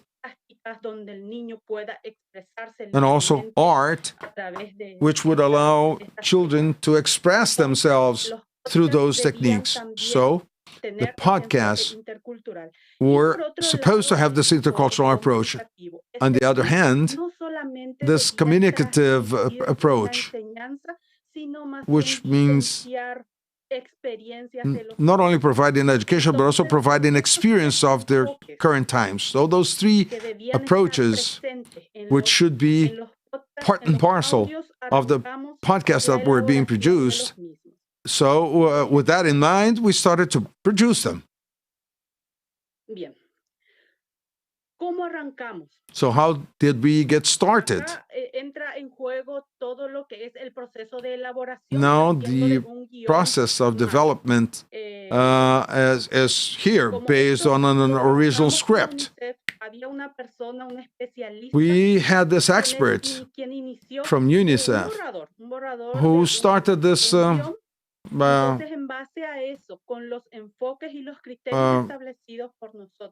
a draft that included the criteria established, as we have just mentioned.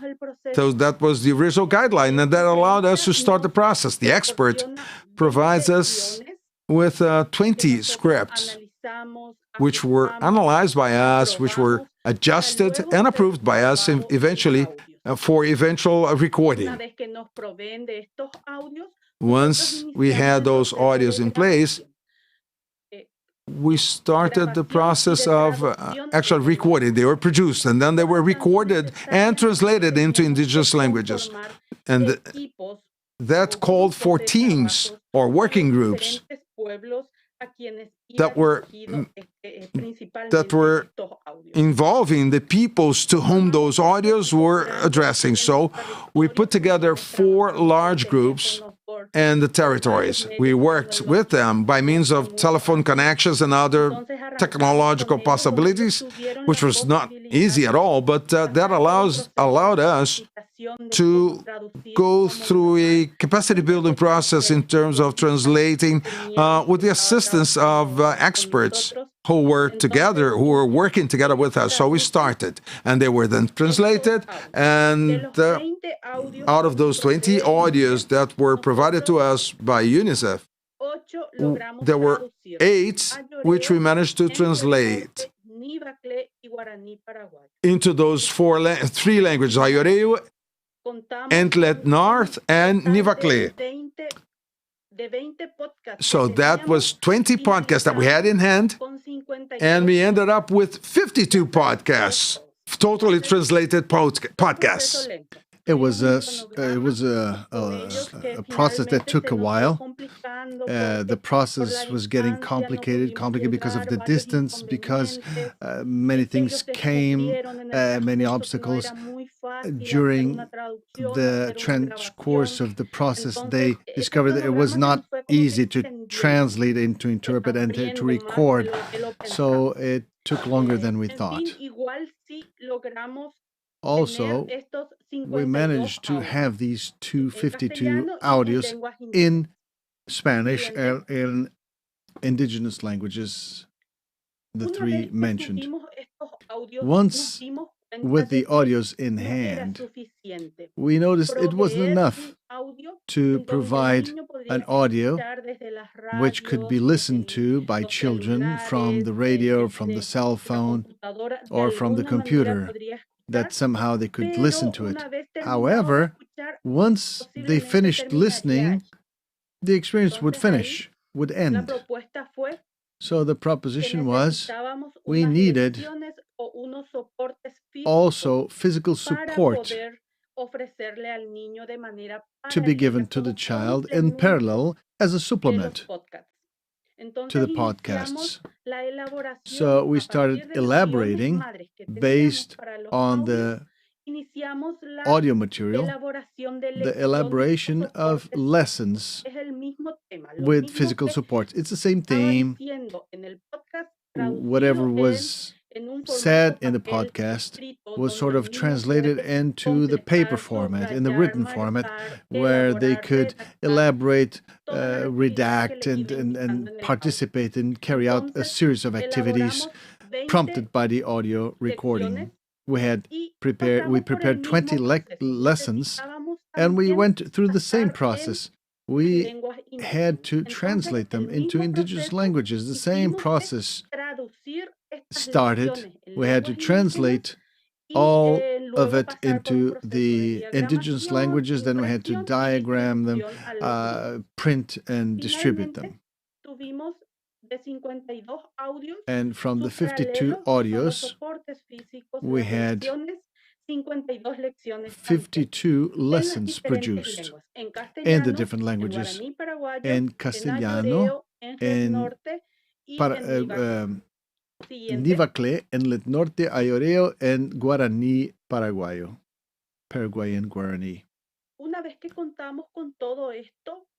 Once we had all this in hand, we had to establish a mechanism for delivery. And 3 stages. We worked in parallel with it as the translations were being made. So at the last moment, we had the pre-diffusion, where a team was dedicated to map community radios. And it's so the first principle was to diffuse by radio, broadcast by radio. We have established zone diffusion chronograms, supervisors, principals, people in charge of the pueblos, of the small villages, and we had to set a time for the first cycle, for the second cycle, for the Spanish language, for the other languages. So the chronogram, all the schedule was put together, and we had this was a pre-broadcast. We needed support specifics for the lessons, and we had to get the written lessons to the kids before the diffusion or the broadcast of the material. So first we had to distribute the written material, the lessons. So people had to go from house to house. Some were delivered house to house. Others, the parents went to pick them up at school. Different methods for distributing the written material, the physical support to the recorded lessons. Then we had the broadcast in itself. And the broadcast was done through community radios or commercial radios, which, without charging, offered space. Many radios were part of it. This was the first This was the first step. And also institutions that use technology resources. They put 3 or 5 children in front of a computer or close to a loudspeaker so that they could listen and work on the lessons that they already had because it had been previously distributed to them. And the activity would be to record evidence. That means all the material that the children would work. It was very well organized. What days would that be checked? What day they would deliver the material, get the next lesson, and so forth. And then post-diffusion or post-broadcasting, a research of the reach of the podcasts was carried out. We got there a little late, so not all the teachers managed to do that. And we also try to sort of tabulate all the experiences results of the radio classes. I'm about to finish. Some learned lessons. Paramount is translation.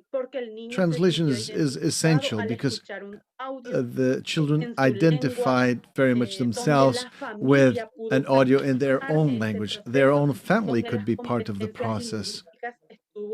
And their languages were valued and were there all the time.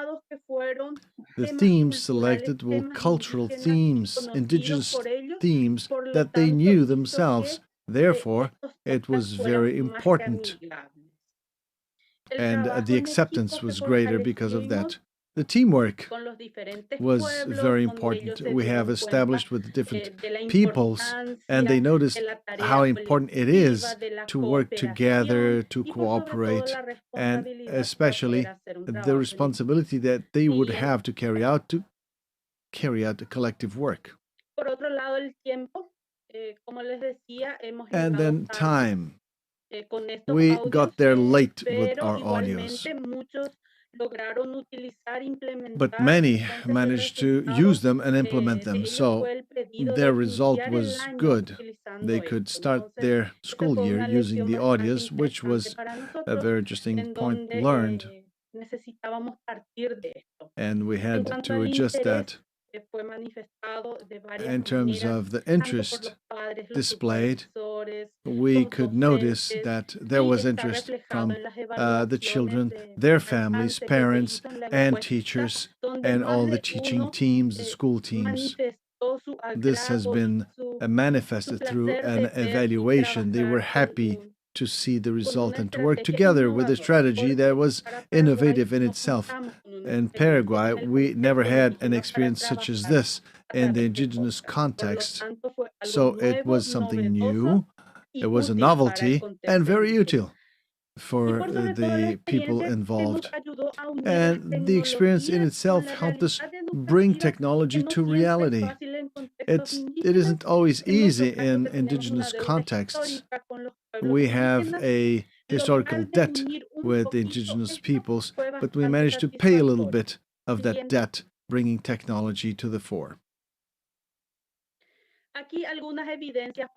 These are some photographic evidence of how the teachers worked.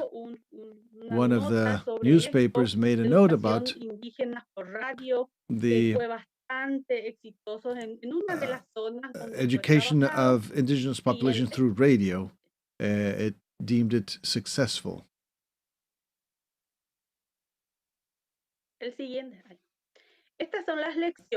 These are the lessons in the indigenous languages.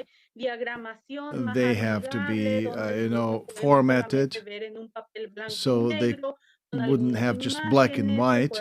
They had images. They had a good display.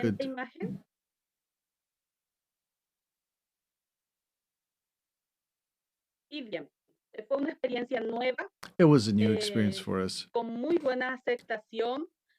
It was very well received and accepted by the populations. We worked it with UNICEF support and it was very successful. We learned a lot, and the education of the indigenous populations, our Ministry of Education participated, and they benefited very much. And the teachers want it to continue, and they want more of it, and so do the children. They want to create their own audio files based on that experience, so they're working with them under this new method as it opened the doors for new ways of teaching. This is thank you in many different Indian languages. She is muted. Rita, tu audio.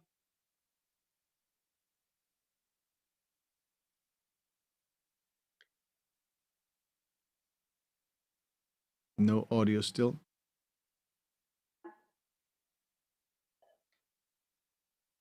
Oi. Okay, now we have audio. We're back. Muito obrigada, Alba. Thank you very much, Alba. It was a very rich experience. We have some questions to ask you later, but let's ask them at the end of the presentation, okay? Of the next presentation. Thank you, Rita. So let's give the floor to the next speaker, the next experience. Now we'll have three colleagues who will make their presentations.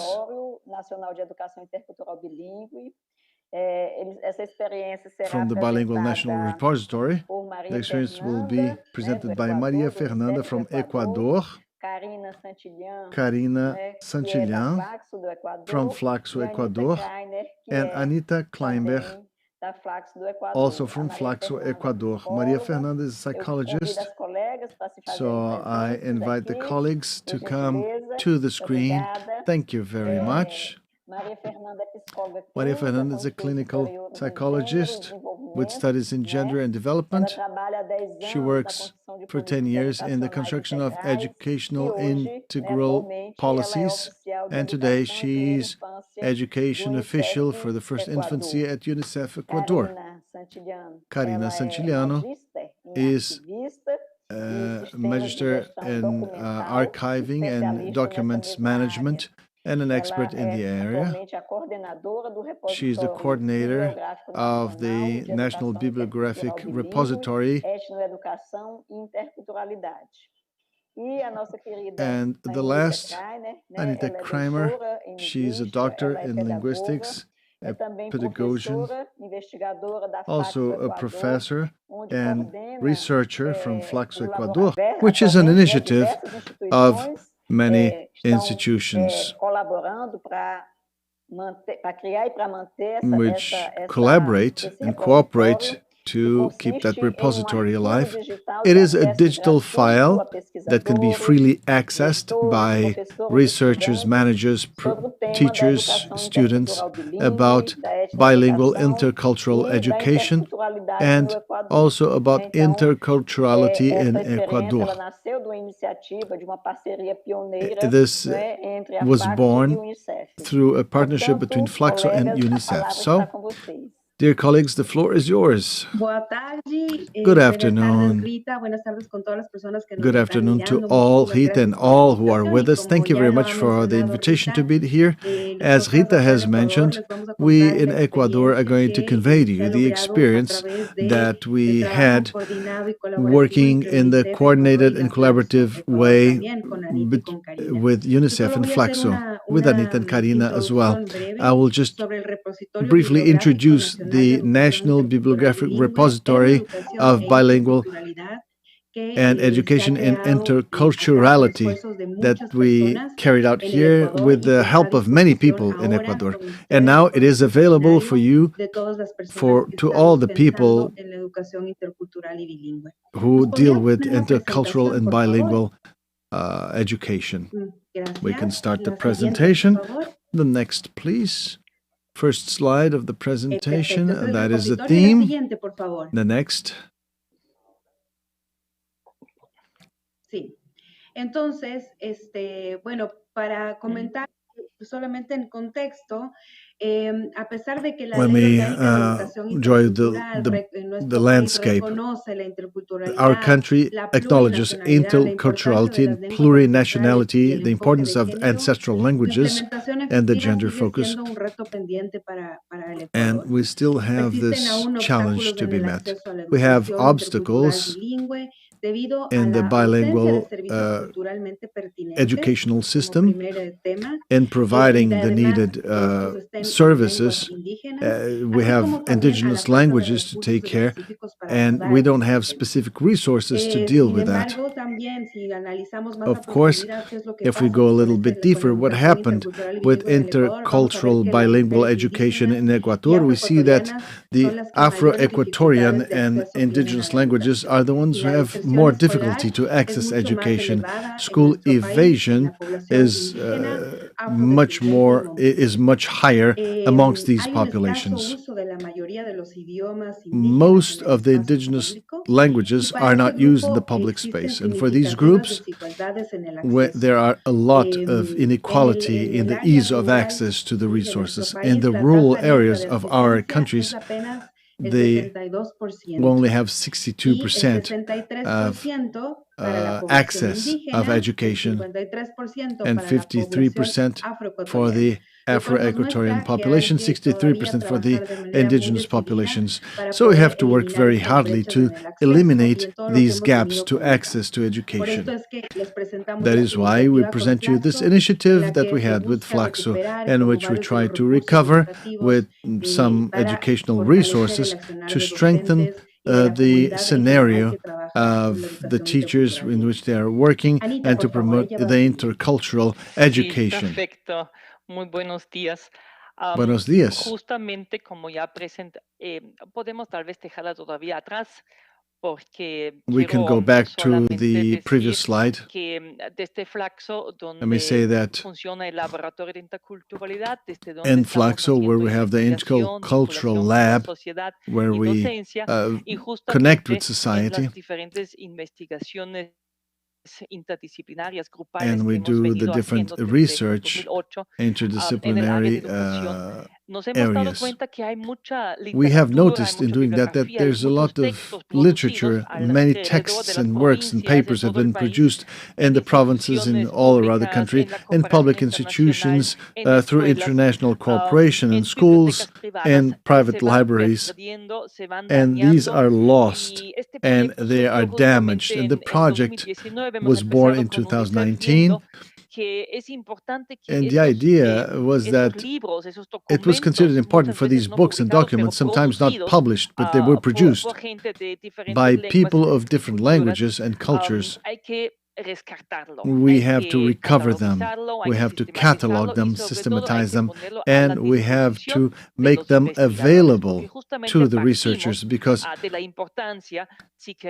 we have to consider them very important. If we want an intercultural society, as Ecuador's constitution states, we have to acknowledge and we have to get to know other cultures in order to relate with them respectfully, because if we don't know them, we may have problems in the relationship.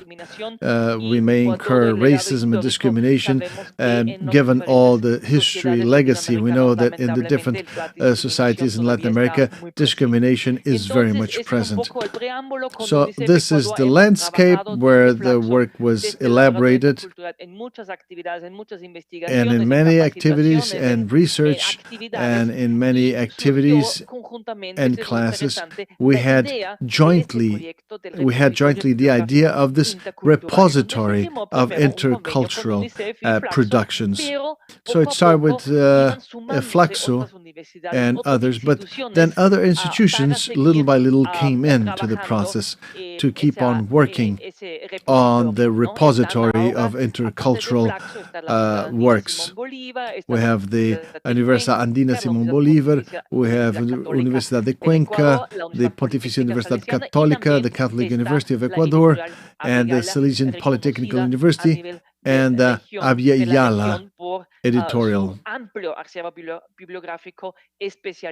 And some of them have good bibliography in different themes, anthropology, and others that were of interest for the initiative.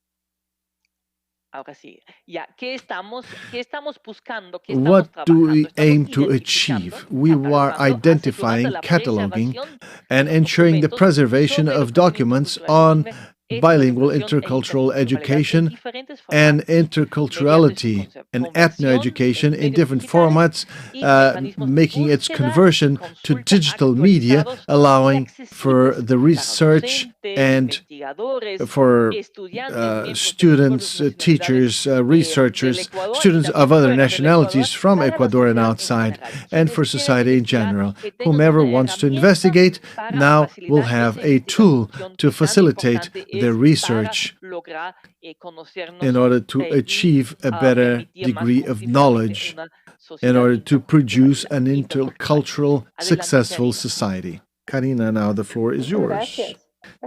Thank you. Next slide, please. During this work, we had some topics we had to approach. One of them is the migration of information from universities. We had some institutions with which we can share the whole work.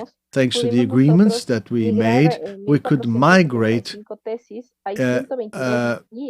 1,475 theses, 122 guides, and native languages, not just Quechua, other like Ushuai. We also have books digitalized with free access, so all these PDFs add up to 1,969, and we'll see the diffusion channels and the web page for the repository, so you can enter and freely access all these works. We also have private libraries. We got books from them, and in total we have 73,779 pages which have been digitalized into PDF format. Next slide.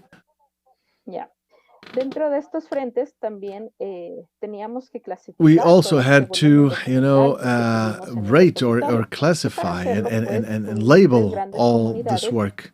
We had three major communities, along with the students and librarians. La Comunidad Intercultural Language with 18 sub-collections, and the Comunidad the Ethno-Education with 6 collections. So 12, 16, and 6 collections. We had to solve the issue of the rights, and then we worked with the whole team. But we managed to license the access for free without affecting the rights of the creators of the works. This year, we have concentrated, thanks to UNICEF, in capacitation. We have capacitated 1,486 people, 1,276 teachers in bilingual intercultural education in Ecuador. The perspectives we have to move on are to bring in more academic centers who are interested in increase the repository with their own works, and also to take care of the memory of what has been produced in Ecuador in terms of bilingual and intercultural works, but also regionally. Also include other supported formats like audiovisuals, not just PDFs. You'll see more text today, but audiovisuals are to be added. And also capacitate all the teachers that comprise the bilingual intercultural effort. Also, universities and professional associations should be capacitated. We have diffusion channels. You can find us through the Repositorio Interculturalidad page. There's a web page. The address is shown for Facebook, for the internet. There's the email address, and we also have a page on YouTube if you want to know us better. The next slide would present a video, but because of time constraints, it is not possible. So we put the address here, you can see it later. The next slide will conclude with the image, which is the introduction, and you can see the full video later on, the whole work that was carried out in a summarized way. We have mentioned it, now you can see it fully in the video later on. Thank you very much. Muy bien. No se te escucha. She's muted.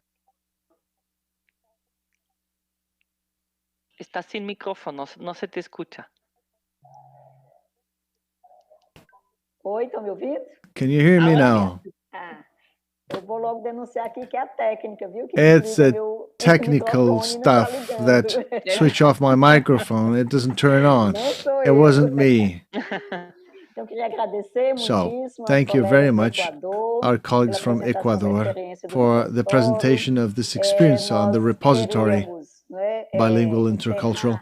We would like to close the second block on the workshop.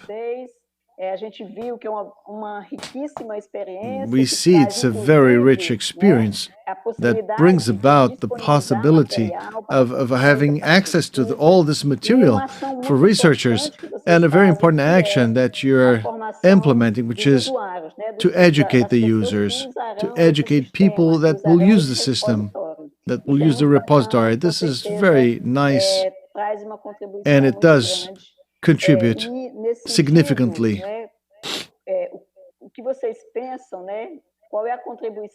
A very important contribution.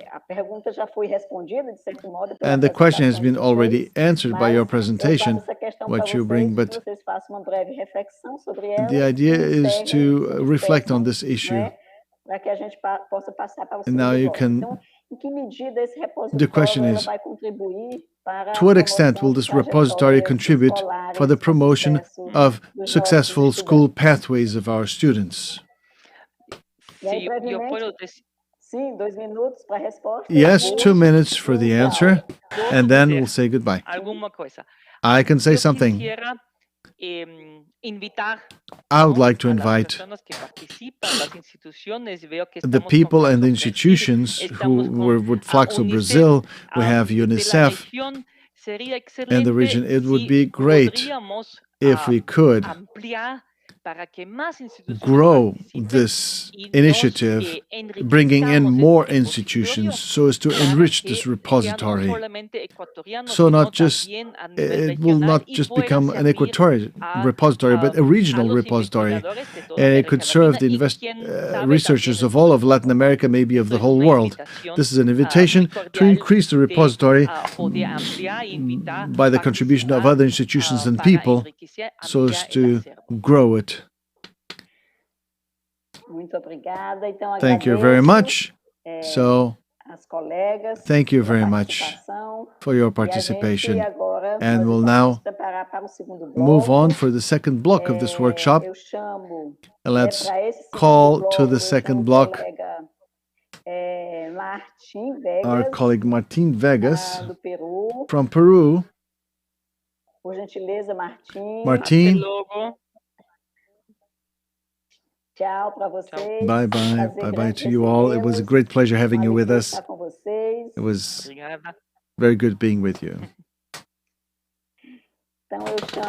So I'd now like to invite for the second block another 3 interventions.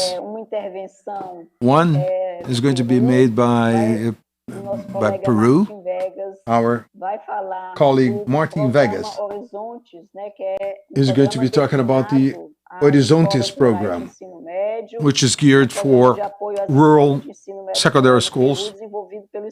This program was developed by UNESCO's office in the country. Martin is a lawyer. He's got a master's degree in education, and he is a coordinator for the Horizons Rural Secondary Education Program implemented by UNESCO. He is also a coordinator of the graduate program in education for the Antonio Ruiz de Montoya University. Martin, please. Hello, welcome. Muchas gracias. Thank you. You have the floor. You have 10 minutes in which to present this very rich experience you have. Thank you very much. We will be making this intervention from Peru. Patricia Correa and myself. I will start. And I would like to have the presentation, please, on the screen.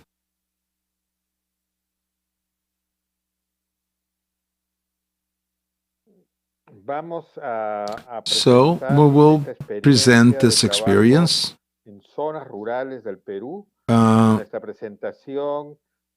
In our work in rural zones of the country.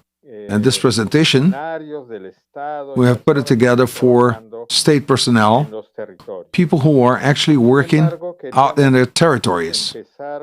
Nevertheless, we would like to start with some context, which might be useful to see how it compares to Brazilian reality. First of all, one of our characteristics of our countries is that we have average revenues, and our political situation is very challenging. And we also face high inequalities, and the Human Development Index is from medium to high, but in the rural areas where we work, it is at the low level of Human Development Index, similar to many other countries in Africa at the same level. Another characteristic that we have that's different from Brazil is that we're not a federation. Our educational system is highly centralized under the Ministry of Education, where all of the main decisions are made, though the national laws allow for regional governments to do their own jobs on any specificity. So it's important to say that our country has an indigenous education policy, which is called bilingual intercultural education policy, but that has been developed at the level of the primary education, up to 11 years of age. Now, for the teenagers,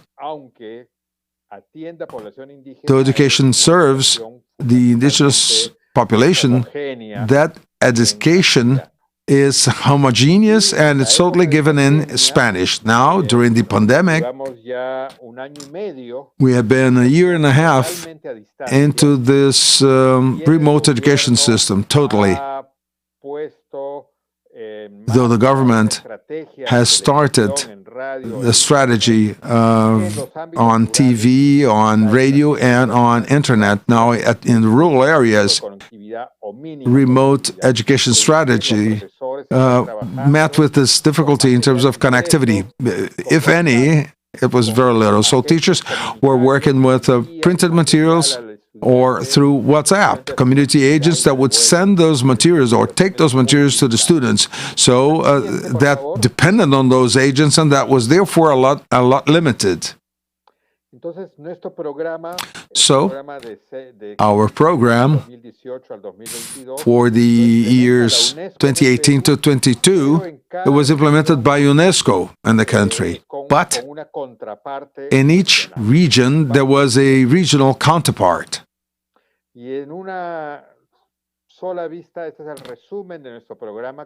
This is a summary of the program, which started before the pandemic in the schools. We were looking at having adolescents develop their capacities during secondary education that would allow them to elaborate on their plans for their lives in relation to their community.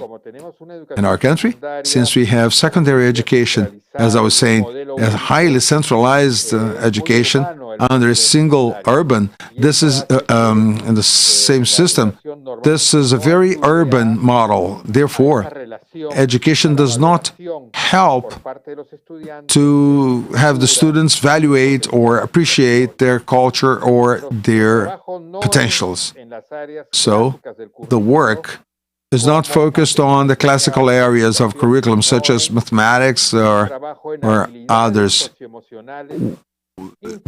The work is on social-emotional skills and intercultural skills as well, so that the peoples on the Andes and also peoples from the Amazon they have their own way to understand this socio-emotional dimension.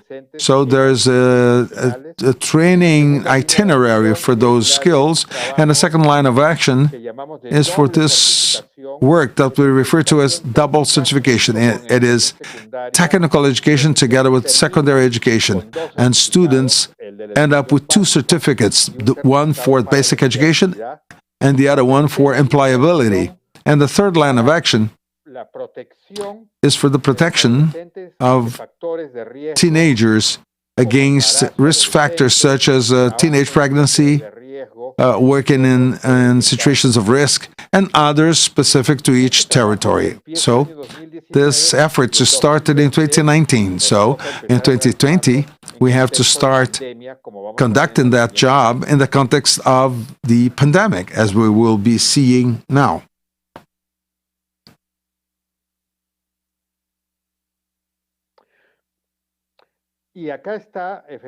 So here we have, I'm not going to get into the details here, but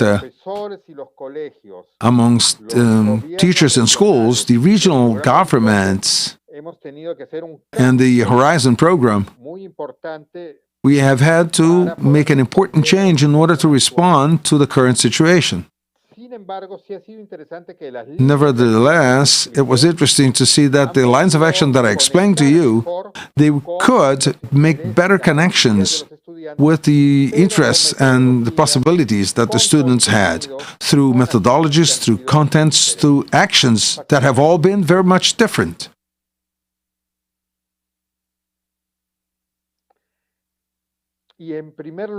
So first, you can see here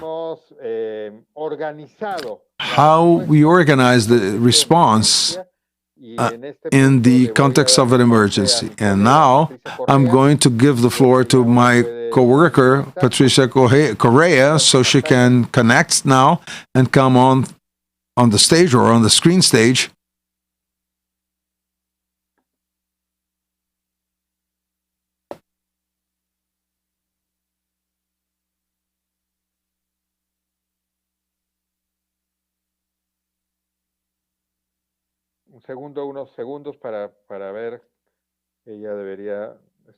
In a few seconds, she should be joining us with the support from the technical staff.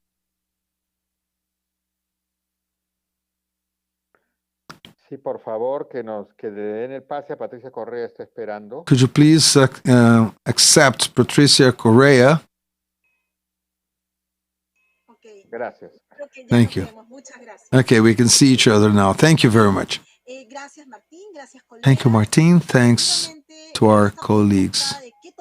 This question, what has to be taken into account in the educational response in an emergency in Peru and in the other countries, what we have offered is this territorial outlook, where social conditions and well-being conditions depend on each territory. In the rural context, where we have the most rural population, those conditions vary. So well-being conditions have to do with health, connectivity, and identifying risks, which are very common to many cases, such as teenage pregnancy. And also, we should be considering informal gold digging and the food content. Central to this experience, we have seen that we need to recover the social-emotional skills as a very important element for the current conditions, and to consider the element of connectivity in connection to our learning process. So, the element of a teacher in this context requires different attention from the public policies. So that would call for a change to this scene.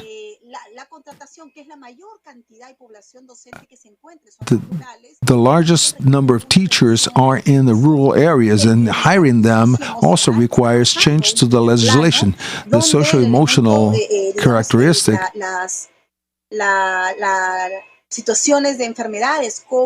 in situations of disease, such as depression, stress, which was observed by means of this teacher survey, they found that the biggest one is in the communities where our teachers suffer that. So without that, we cannot talk about the well-being of our students, and that involves connectivity in rural context. And we also consider that the governance is a component that has to be included in educational response from the teachers and from the communities, recognizing their leadership capacity. I would like to offer the following. These are the elements we have found, but we also have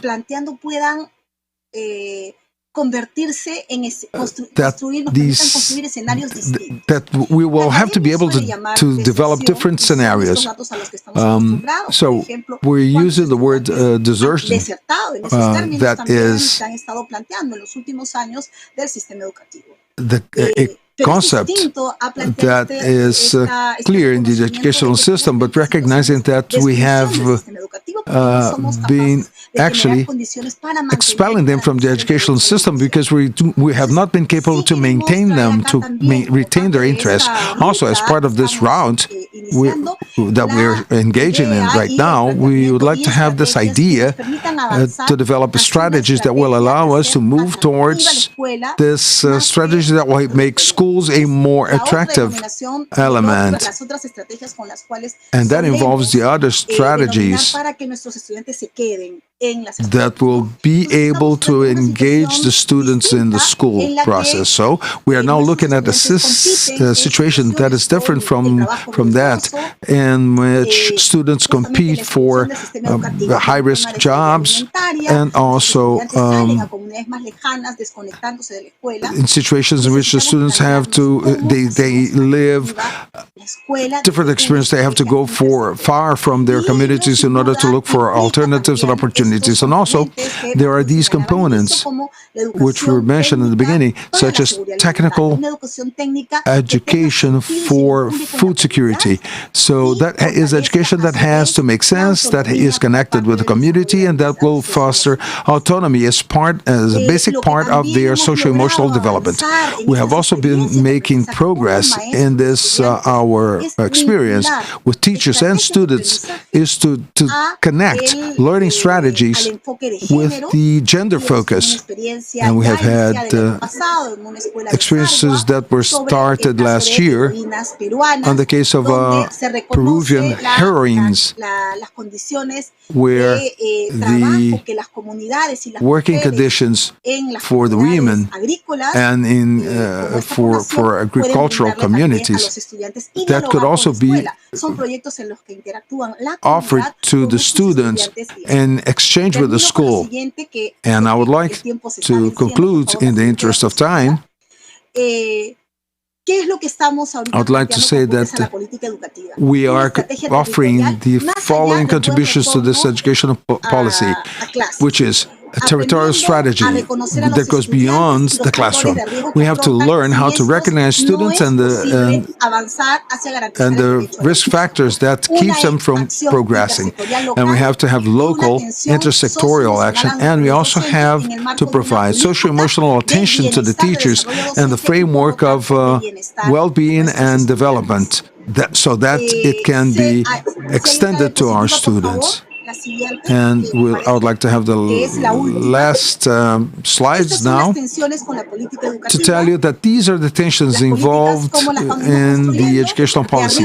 The ones we have provided from top down, we believe that we have to move towards greater autonomy in the territory by delivering framework content, but with building local experiences, because we cannot have intercultural experiences if we do not have local leaderships, with local leaderships built on the local spaces in the various territories, where we will look for control and supervision, whether that's really to contribute or to report on them.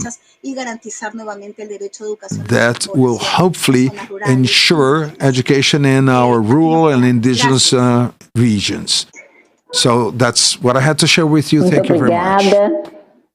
Queria agradecer imensamente ao colega Thank you. I would like to express my gratitude to Martin and to Patricia for their presentation, for sharing this experience, which builds strength to rural education, which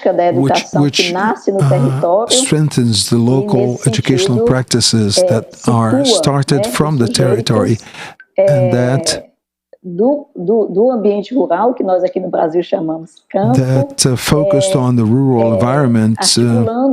We refer to the countryside here in Brazil by liaising their students' life trajectory and the social projects in each community. That's what we conceive, and that's what we school from, what we want from schools. We want schools that will make a difference. We are now continuing with our second block, and I'd like to invite Oscar Sanchez.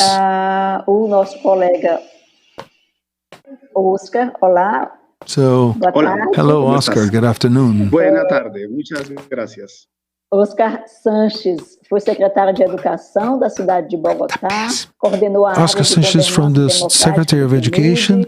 He was a consultant for the PNUD and for the UNESCO, and he was a director of the student movement. He worked for the Ministry of Education in the 1990s. He's got a very broad experience. So, dear Oscar, you have the floor to please tell us about. You're also going to be sharing this presentation with a co-worker, right? Sí, mucho gusto. Buenas tardes. Yes, thank you very much. Good afternoon. John Finestrosa and myself, we will be making that presentation. Gracias. Muchas gracias. Muchas gracias por esta invitación a UNICEF. Thank you for the invitation. Thanks to UNICEF and to the teachers and other education workers from Brazil who have invited us. John Finestrosa comes from the Pacific region in Colombia. I'm Oscar Sanchez. I'm the director. I was just introduced. I'm not going to steal any time from John Mudd, who's a cultural leader in his territory, and he has many interesting things to tell us about how local knowledge can be tapped from in order to develop interculturality in education. And this experience speaks a lot about how we're facing those challenges. Cosas muy fuertes con las cuales Educapaz en los territorios. There are three things that we have been able to do in the peasant territories, indigenous territories, and Afro-descendant territories where we work. We have been trying to do this job that will recognize territorial reality. So, the first element is that we do not have adequate integral training, education that will recognize community realities. Evaluation, for instance, is the same across the country. Even when the languages are indigenous languages, Spanish is used as the evaluation language.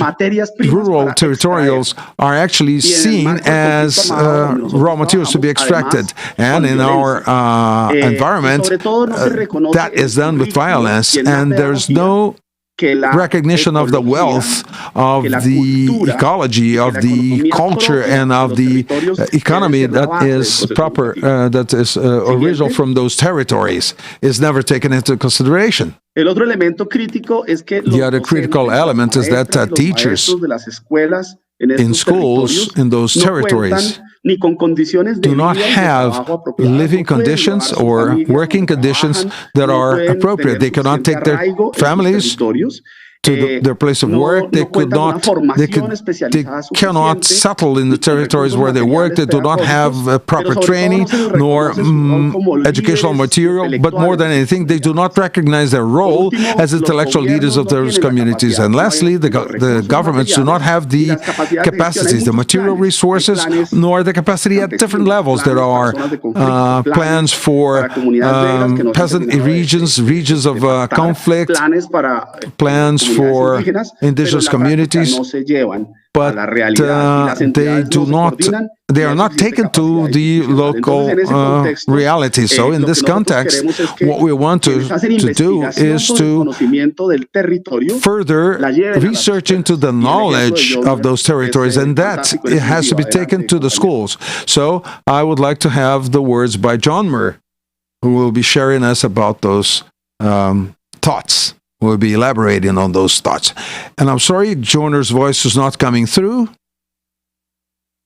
I cannot hear him, so I cannot translate him. I think his microphone is muted. My name is John Muir. Enestrosa Ramirez. I'm a university professor. Hace unos años venimos trabajando todo el tema de promoción de lectura y escritura en instituciones educativas en el Chocó y en espacios no formales también. Soy docente universitario y eso también me ha ido dando una oportunidad no solamente para estar en la universidad, sino para estar en los espacios escolares de primaria y secundaria. Enter the school space in the elementary and intermediate and high school. In Colombia, we have a very rich zone here, and biodiversity. It's a very diverse cultural space, taking into account that Colombia is acknowledged as a multicultural, multilinguistical environment. More than 80%, 82.1% are acknowledged Black or local Colombian Afro-descendant, and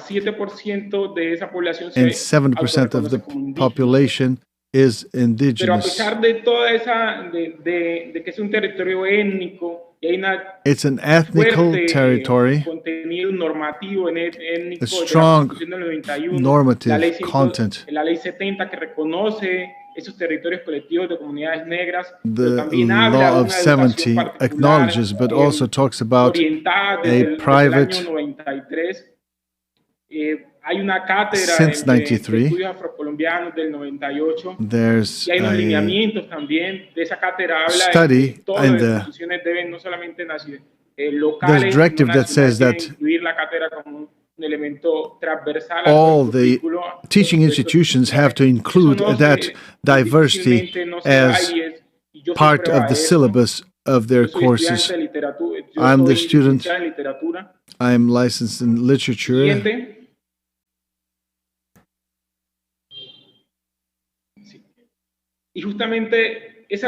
And precisely this relationship of literary studies has allowed me to direct,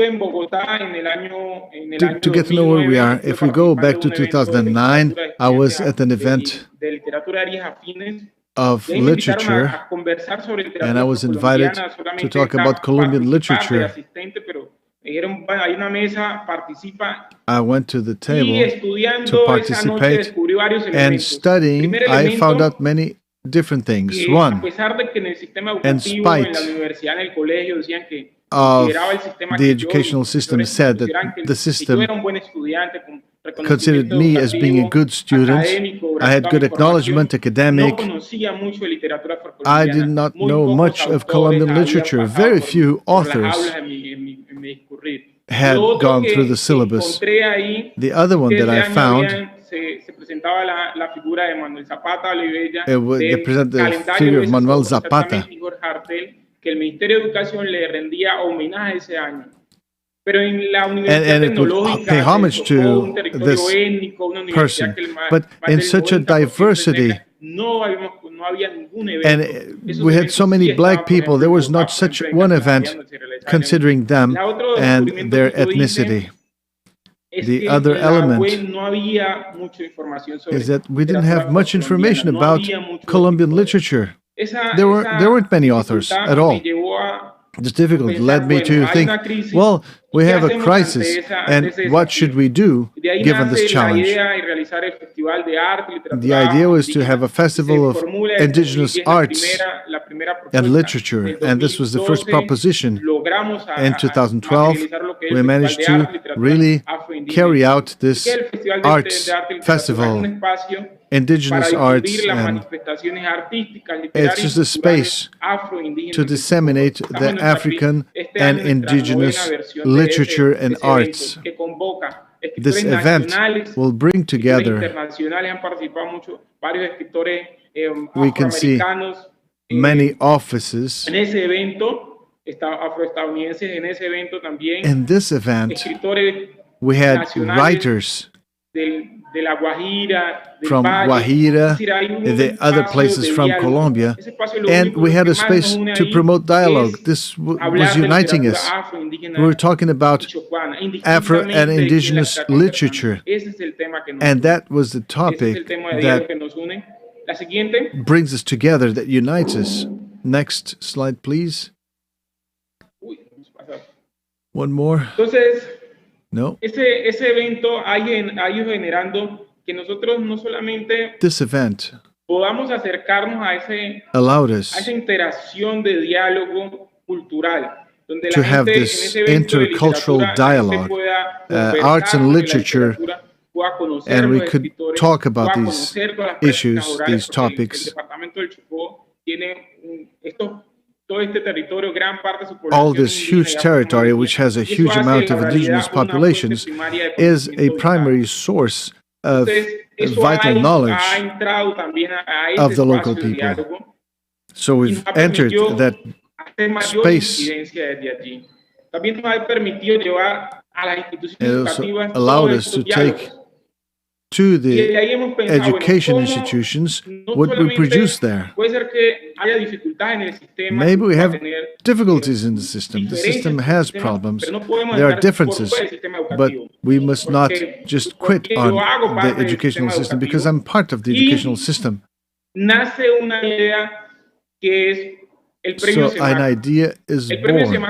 It's a SEMACO prize or the SEMACO award with the teacher category. The category teacher at the SEMACO award is to promote experiences which are meanful in promoting the mediation from Afro literature, indigenous literature, and also Choana. And the idea is to promote a space for the exchange of experiences. What we want with this initiative is to have space to diffuse, to broadcast, to disseminate our experience in literature, our own experience. The teacher who is there and on the slide is not just that she can be at the event and take part on it, but also make it known to other parts of the country that it took place. A library. We want to give the teachers a library with the material, Afro, Indigenous, and Chocuano, so that they have access to all that material, taking advantage of it and disseminating it, promoting it. Thank you very much. Nós que agradecemos. Muito obrigado, Oscar Sanches. Obrigada, colega Jomer.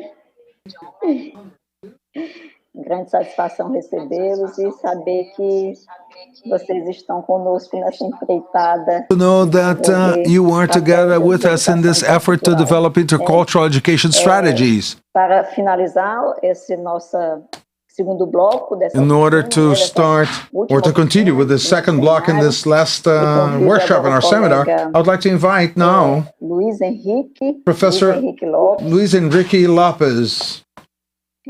Professor Luiz Henrique Lopes é sociolinguista. He's a social linguist e educador peruano, and educator from Peru who has specialized in designing, developing, and evaluating educational programs in multilingual and multicultural contexts.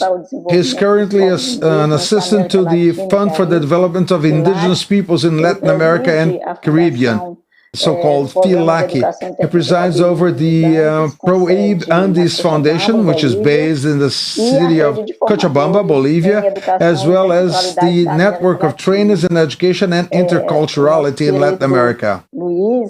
Our dear Professor Luis, thank you for having accepted our invitation to be here with us, sharing your experiences with us.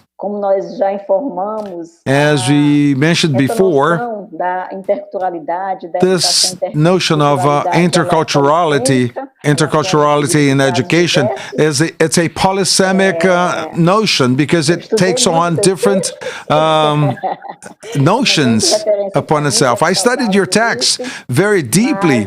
It's a major reference for me, so I'd like to congratulate you on that. So this notion of interculturality is actually broken down by many authors. Some books have this interculturality, which is on one hand, others are normative, for instance, and here it is transformational interculturality, which is your perspective, because this perspective is aligned with the ideas of our major Brazilian patron of Brazilian education, who proposes transformative education that will invest in the individual autonomy as well as collective autonomy, the autonomy of social groups, so that by being able to read the world properly, they will be able to make the necessary transformation. So, dear Professor Luis, I pass the floor to you. Thank you very much, Rita. Good afternoon and good evening to some. So, I would like to share some of my thoughts with you after this provocation made by Rita, and also by the experiences we have heard today. Rita mentioned that we are looking at a polysemic notion, so I'd like to share with you this brief text that I wrote for this moment, which is called Towards a Transformational Interculturality, Interfaces with Education, Communication, and Culture, establishing the challenge to establish more solid connections between education, communication, and culture. That requires some basic considerations that I'd like to share with you now. So I'd like to invite you to start from the assumption that every educational activity is in itself a communicational and relational action between the students and those who are facilitating student learning. So, for any significant and effective learning, it is crucial to select the language, which includes the local variations of that language.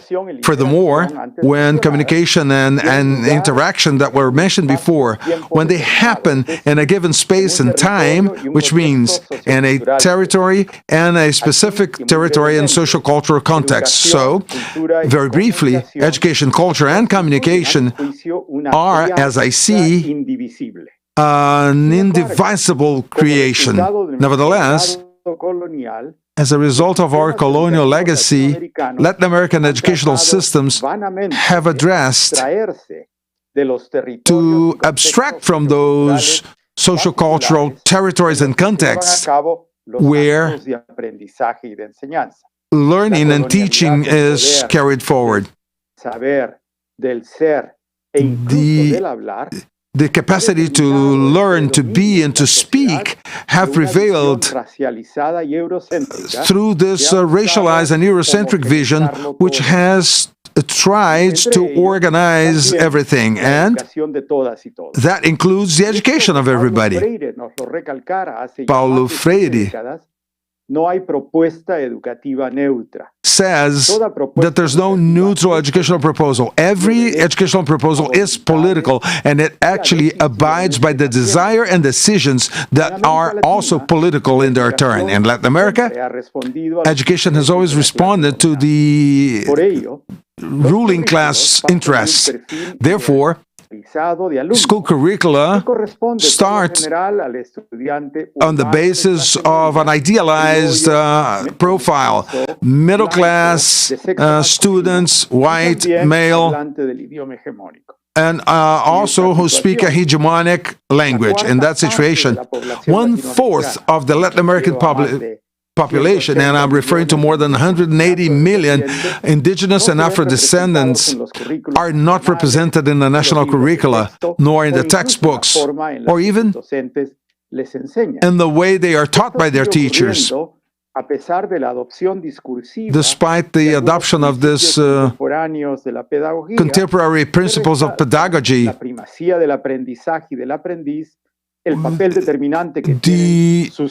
the learning is based on previous knowledge, and that is removed from the students' learning experience and the social cultural experience of the students as well. Many connections actually contribute to reducing student self-esteem, both indigenous and Afro-descendant students, therefore hindering their successful school trajectory. Many of those students drop out of school at the end of the primary education cycle, amongst other reasons, because of the very short connection that is generated between what the school promotes and what they know as the proper science, which means to grow, to play, to work, to study in a specific social cultural context. So, for many decades, in many countries throughout Latin America, which includes Brazil, pedagogical practices are transformed by adopting an intercultural perspective that will contribute to the previous elements. That is the proposal. And that is on both to indigenous and Afro-descendant contexts, and considering the students from hegemonic students, intercultural education is an attempt to transform schools into friendly environments where creative connections will be developed or promoted between culture, communication, and education, both in the educational aspects and in the bilingual education, which is developed from indigenous populations. That's one of the alternatives to this paradigm. By means of that, we have learned that it is important to reconcile formal education with the ways in which grandparents and parents create and pass down to their children from home, and the crucial thing, which is to establish dialogue that will add knowledge and values that will complement that which is shown to them from this Eurocentric approach. Furthermore, bilingual intercultural education, as well as intercultural education in general, they have shown that education can and must contribute to building a new intercultural citizenship that will allow us to live democratically in a context of increasing social, cultural, and ethnical complexity. This renewed view of citizenship is crucial in this part of the world where, regrettably, and as has been said before, racism, discrimination still prevail, which are extended now to migrants from other brother countries. I do not have the time to elaborate on that point, but I would like to emphasize to you that an intercultural focus, an intercultural approach is crucial for the successful trajectory of the school experience of the more fragile sectors. So that's important in order to provide for the social recovery of those peoples, so that they recover their memory, their voice, and their self-esteem, so that they will be able to come to their elderlies and resume control over their lives, and they will be able to pose autonomous projects for their future. Intercultural education will also provide for the approach and the protection to their own knowledge and wisdom, not only through school, but also for society in general, by restoring the values of those ways in which they feel and they work. That will be a starting point for education, and in schools, in agreement with those educational projects, will be able to recover and socially insert philosophies, values, and systems of knowledge, language, social practices, and technology, which had been historically made invisible. And in order to do that, they start to look at the school curriculum from other perspectives. Ideas which will lend in school practices, and they will resort to strategies such as social mapping and productive calendars that will allow students to have the support from their teachers and the guidance from the elderly and the wise men in their communities to be able to recognize themselves and to develop critical awareness of the potentialities of the territories where they live and where they share their stories, histories, and experiences. In the community museums, likewise, and archaeological projects being shared to children and youth, they are powerful tools in order to resume students reconciling with the history of their peoples. In addition to developing skills in different areas from the conventional curriculum, such as mathematics, social sciences, and languages, and so on, in an integrated manner, and from a project-based learning and learning for life. So, and through these types of schools, the students will be able to recover their social memory, and they will be able to discover all of that which is legated to them by the elderlies. In different places of Latin America, there are examples of such initiatives. Through intercultural projects, the students are involved in productive and ritual activities which are related to looking after rivers and headwaters and defending water, and also agricultural production, so that when they come back from their classes, they will be able to analyze and reflect upon how those experiences are liaised and complement their knowledge and the legacy and the agenda. In these educational processes, with their teachers and the elderlies, they help share the ancestral knowledge and the essence of life that will help to prepare them for better ways of living together. Unfortunately, those initiatives are just isolated, and with some political support, they would be able to transcend community levels and go into urban levels, and they would involve students from these hegemonic systems by means of encounters and exchanges among students who come from different origins, different sources, and different knowledge. The Latin American urbies are now culturally diverse, and they actually house increasing numbers of students who are both from indigenous origins and Afro-descendants. Regrettably, the prevailing Eurocentrism is responsible for governments and many national and international organizations that support us. They insist on this narrow view which rejects intercultural diversity.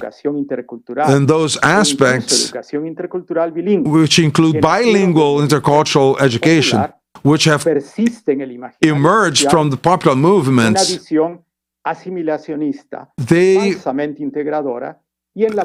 preserve this and falsely integrating vision. Interculturality that involves indigenous language are seen as exclusively indigenous subjects.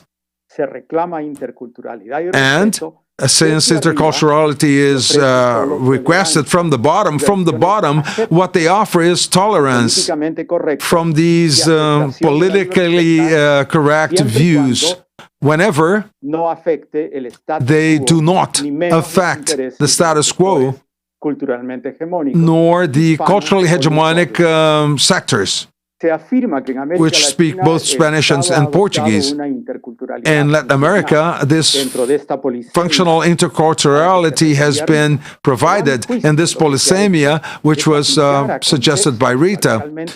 So when that is applied to different contexts, where Indo and Afro-Americans, these neoliberal multiculturalism, which was started in Canada and then developed in the United States and Europe, in order to meet the increasing social complexity that is the result of migration of both individuals and families across the world. Now here, those policies of together but not revolting do not fit, because we have to look at those First Nations, the First Peoples, who resist this type of education that converge towards single knowledge. So we insist on this transformative interculturality, which is built on the daily experiences by means of which we will all be protagonists. We have many analyses and theoretical discussions, legal standards and institutional narratives. Now we have to move towards transforming these everyday experiences and in the way in which we will interrelate with linguistic and intercultural diversity with indigenous people and Afro-descendants.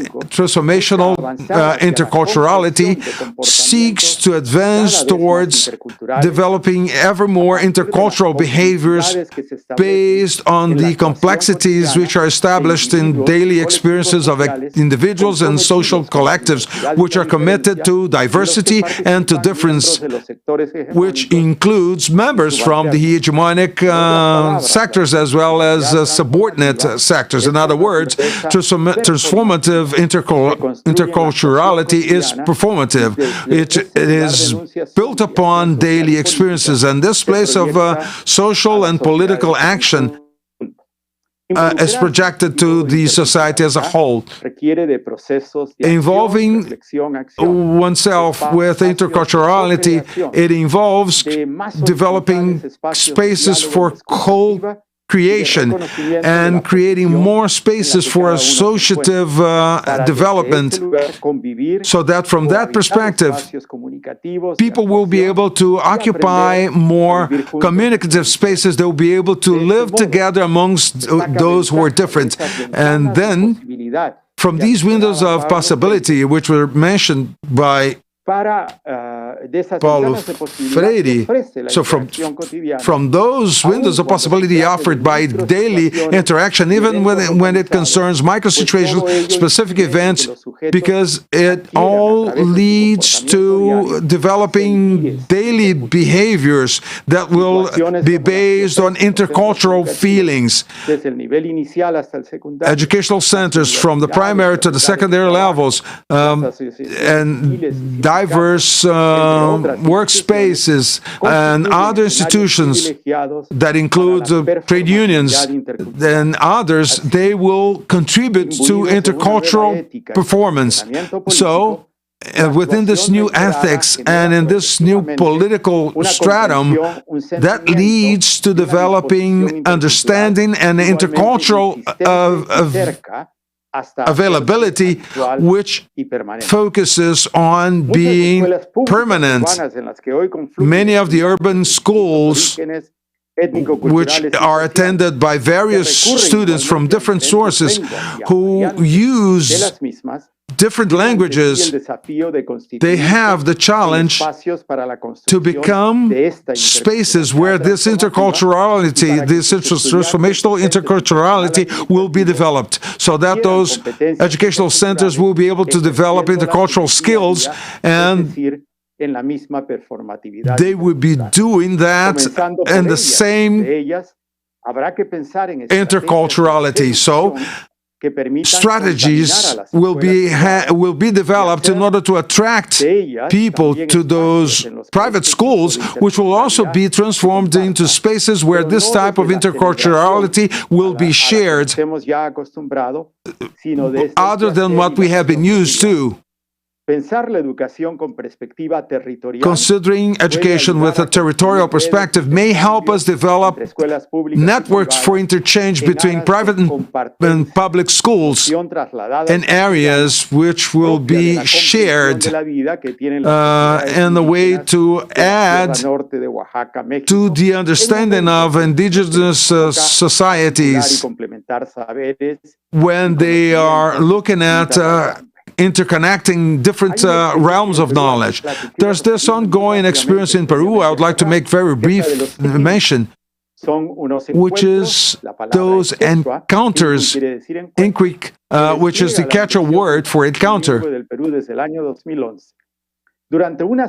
which has been going on since 2011. So for 1 week, many students from different places and villages, they gather in Lima, which is the center of political, economic, and cultural power in Peru, in order to exchange experiences and knowledge, but also to learn and to liaise with Spanish-speaking students from public and private schools in the city, which includes some elite schools. So in those encounters back in 2016 revolved around place. So Amazonian children could actually show how they handled bows and arrows to students in the cities, as well as students from the Andean regions and other peoples. Another one revolved around food.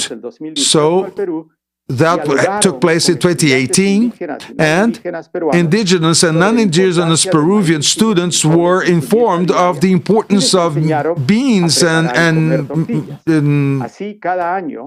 corn, the importance of those elements for their foods, basically the well-known tortillas. So in these intercultural exchanges, they were capable of attracting the main means of communications because of the intercultural exchange in the public space, and that also invited a visit by the president of the country. And these events show that if it is possible to put together some projects that will propose interculturality, and at the same time they will underline the cultural wealth and material wealth of those minority societies. And to wrap up my talk, I would say that these strategies, as well as others which are being implemented in different places across Latin America, they add more significance to education and more cultural reference to education, planning and implementing and appreciating those projects with community participation, transforms the nature of the educational curriculum. And this is therefore the responsibility of the professionals in that area. So the curriculum becomes a place and a process for social and cultural negotiation. And at the same time, it transforms schools and their basic modus operandi, resonating with interculturality. I would like to close by mentioning the need to break away with the prevailing standards of educational systems rooted in dichotomies that actually stop dialogue amongst human beings. So we must advance towards building different scenarios where cultural negotiation and looking for complementarity will raise our awareness about the creative singularity, which is both plural and diverse of our humanity. The time may be for us to break up with what is singular.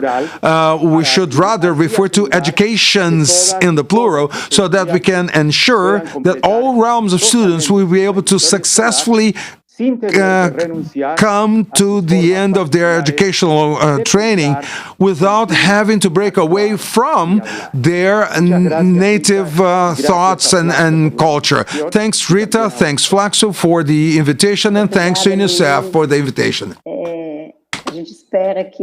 We expect to have the opportunity to continue this dialogue, a very fruitful dialogue that brings important thoughts, important food for thought in a time when schools in Brazil, as of next year, will have to reformulate their syllabus given the guidelines for the common syllabus.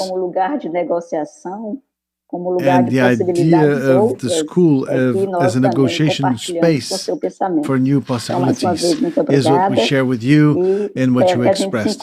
Thank you very much. I hope to meet you soon, my friends. Então, dando continuidade so, aqui, dando seguimento, queria fazer referência aos colegas que estiveram conosco até então, né, participando ativamente aí no nosso chat. Alguns fizeram referências a Roraima, por exemplo, né, como um lugar que tem muitas comunidades has many indigenous communities, many schools there, many experiences of intercultural bilingual experiences, are very rich. Others who referenced the need, as Paulo Freire said, to hope.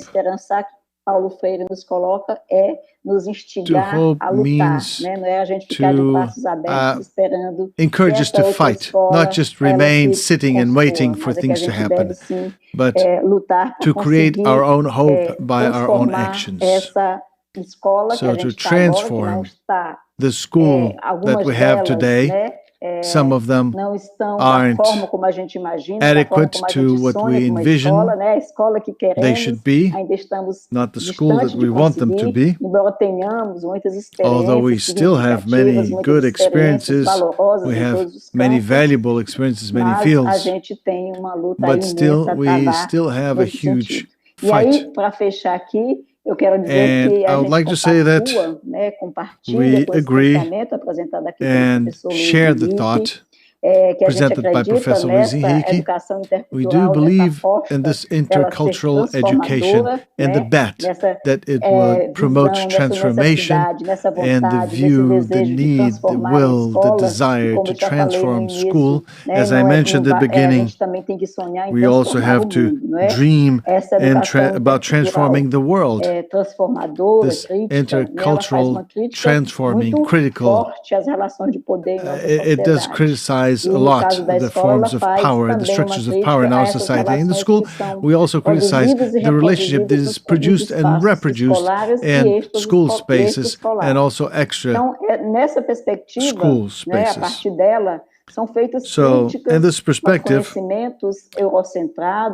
we have criticism to Euro-centered knowledge, to the democratic, non-democratic forms of management, non-inclusive practices, the cultural integration that is still present.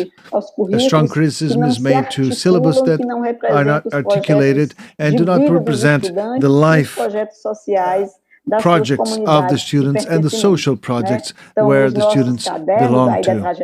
So, our booklets from success school experiences will see very strongly placed the syllabus experience, syllabus that will reflect life and will be important, meaningful for our students. This rich political and transforming experience is aimed at promoting improvements in school, criticizes racism and also the subjection of people to the collective European-centered interests. As our master, Paulo Freire, teaches us, we would like now to finish our participation in this workshop. We thank the comments immensely. We thank the interventions we have through WhatsApp, through chat. Please like UNICEF's channel, give your like there, like this event that was presented there. Please do enroll in our channel. I'm making some advertisement here. Please do go to our seminar, share. And I do thank you very much for the opportunity. And Sidney, we move on now. The floor is yours. Muitíssimo obrigado, Rita. Thank you so much, Rita. I'm sorry that we cut your screen on the half of greetings that you were saying. I'm very pleased, very thankful with this last workshop of the seminar. We're not finishing here. We still have some minutes, some surprises for you. As we mentioned from the onset, I was trying to search for some sentences in the presentation of Professor Luiz Henrique and of the other experts that made their presentations. I was trying to, but it was hard for me to bring just one sentence to summarize everything that we heard on this last workshop. As we foresaw and anticipated, this would stir up the chat and the other means of communication about the topics. Many windows of possibilities are indeed opened based on today's seminar. So let's invite for a final presentation or final talk, and also introduce you the cultural presentation. Let's invite our colleague and head of UNICEF Brasil, Ítalo Dutra, the person with whom I understood the meaning of syllabus, a huge meaning. Many things fit in there, and many successful pathways fit in the world syllabus. And we invite him to make the closing remarks of the seminar that now finishes after 3 days. And right after his words, we'll have the cultural presentation. Yes, I'm here, Sidney. Boa tarde, acho que para alguns colegas ainda da good afternoon, for some it's good evening. Sidney, obrigado por essa Thank you, Sidney, condução espetacular for the spectacular handling of the seminar. I think we have a lot to celebrate the success of the seminar, what we managed to bring to this rich exchange of experiences in Latin America and the Caribbean. For our colleagues in Brazil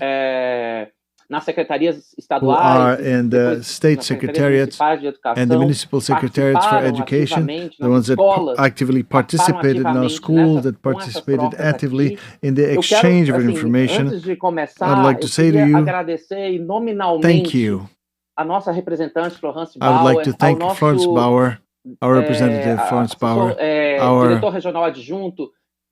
Deputy Regional Director, Fabia Jali, Salete Valezan, Director of Flux Brasil, Milena Sandrini from Porticus, from Latin America, to Vincenzo Placo, expert in education and today trabalhando como working nosso assessor regional de as educação. our regional Queridíssimo André Lázaro, da Flaxo regional Brasil, support for education, colega André Lázaro from Flaxo Brasil, Cora Steinberg from Eu vou Argentina. passar nome a nome. I'm going to go name by name, so I won't forget anybody. A colega e parceira Our aqui colleague do and UNICEF partner Brasil, Júlia from Ribeiro, UNICEF a Brasil, nossa Júlia querida Ribeiro, Erundina Barbosa, our consultora de dear educação do UNICEF Brasil, consultant a for Nelisete education at Nascimento, UNICEF Brasil, secretária adjunta de Nelisete Políticas Nascimento, Educacionais da Adjunct da Secretaria Secretariat de for Educação do the Amapá Secretariat Brasil, a of Maria Education Fernanda of Porras, Amapá Brasil, Maria Fernanda oficial Porras, de educação do UNICEF official for Equador, education UNICEF Juan Ecuador, Samaniego, Juan Samaniego,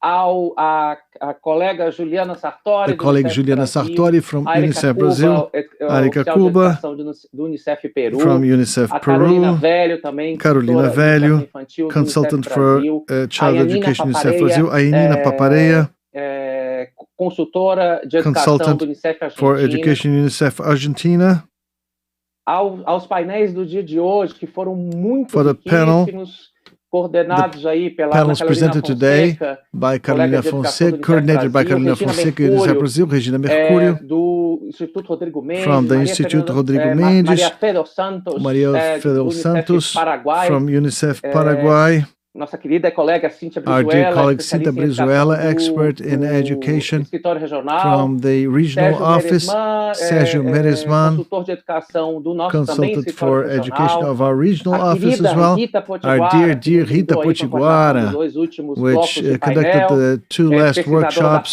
researcher of Flaxo Brasil, Nádia Cardoso, also researcher from Flaxo Brasil, Alba Gonzalez, from UNICEF Paraguay, Maria Fernanda Porras, I already mentioned, Karina Santillan from Flaxo, Ecuador, Anita Kramer from Flaxo, Ecuador, Martin Vegas, our colleague from UNESCO, Peru, Patrícia Correa, also from UNESCO, Peru, Oscar Sanchez from National Program for the Peace in Colombia, like Jomer Ramirez, and very dear Professor Henrique Lopes, fantástica. Who just made a stunning presentation. Also, I would thank the host of our seminar, our colleague, Sidney Vasconcelos, nessa semana, who is in his last week of work at UNICEF Brasil, going for new adventures at UNICEF at Equatorial Guinea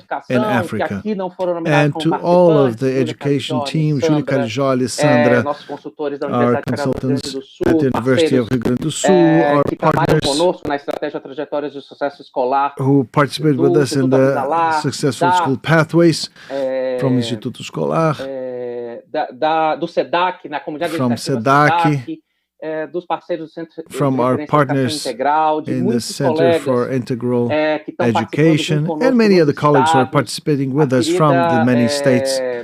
Our dear the dear consultants who work with us, Daniela Magalhães, Erundina, who I've already mentioned. Durante esse seminário também, acho que pulei o nome dela, e toda a equipe do UNICEF Brasil, all of UNICEF's Brazil team worked jointly with our colleagues from the communications area that allowed us to be here at the event, being able to deliver the quality of these discussions, which were so important. Undoubtedly, our colleagues from UNICEF and UNESCO, Peru, UNICEF Ecuador, UNICEF Argentina, UNICEF Paraguay, UNICEF, our regional office, and all the teams that helped us put together the seminar. It was very important. As my final words, I had to mention everyone. It was impossible not to talk to everyone at this final moment. I have to thank and I have to name the people who made the seminar feasible. This is the moment to redefine many concepts and many words. The concepts of failure and success, which are so often used in aspects related to meritocracy in education, which is not the education we want. Esse esses são dois conceitos These are two concepts que se opõem, né, como palavras, oppose one another as words. However, here we wanted to say failure is us, our failure as educational system, as governments, as participants of society, as organizations that try to, international organizations also, saying that it is our commitment not to fail our students. School failure, to which we refer when we say we have to face the culture of school failure, means this culture that thinks or that is kept in place, just forgetting that the people who have the right and have to have their rights ensured are our children and teenagers, and it is us, the people who have to move and have to act and go beyond our previous failure as adults and as professionals on the different organisms and different departments that are involved in the education of children and adolescents. If we just check meritocracy, success means just to say that I managed to finish my stage or get to my goal. And here we heard success means something different, means a dignified pathway.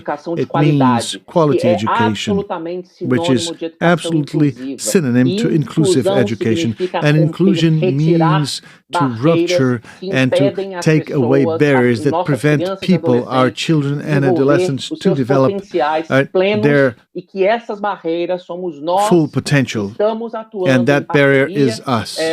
We are working in partnership now with teachers, schools, managers, and all together we have to take these barriers so that all children and adolescents may have the best opportunities to learn. If children and adolescents do not have these opportunities to learn, then it is upon us the obligation to establish new paradigms, new practices, to build new elements, to establish a more direct communication with them. And it's on us to contribute with better education for them. So success is quality education. This is synonym to inclusive education, which is a synonym to education for each child. As UNICEF states, it's a synonym to partnerships for that to happen. It's a synonym to children and adolescents having adequate opportunities to learn. It's their success, and we are the ones who have to ensure that success. Então, quando a gente também tem que falar de inclusão num sentido amplo. We also have to talk about inclusion in the broader sense. It's not just taking everybody to school.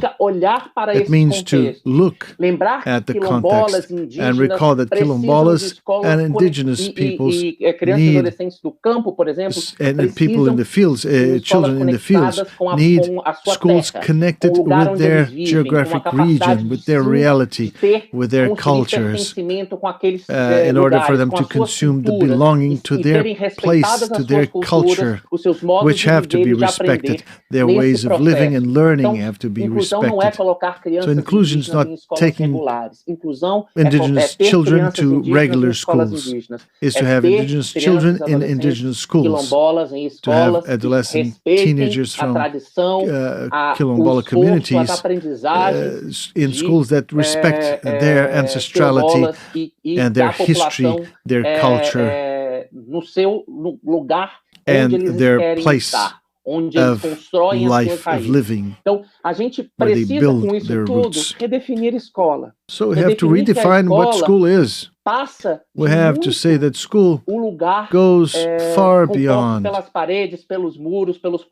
its walls, its gates, which is a physical place that we call school. School means an institution able to an institution being able to articulate with its territory, to articulate with other public institutions and agencies, with families, with students. That's the school we want, and the one that we saw well described here. This is the school, which is not just a physical space.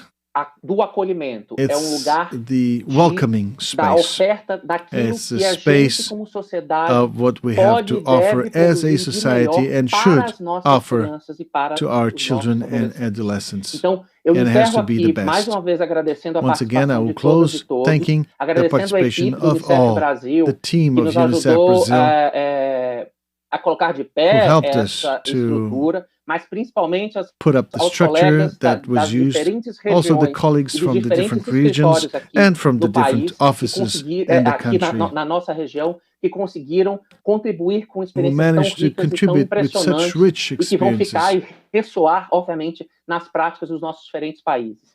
Quero which will desde já echo in the dizer que a gente practices pretende of our realizar respective novas countries.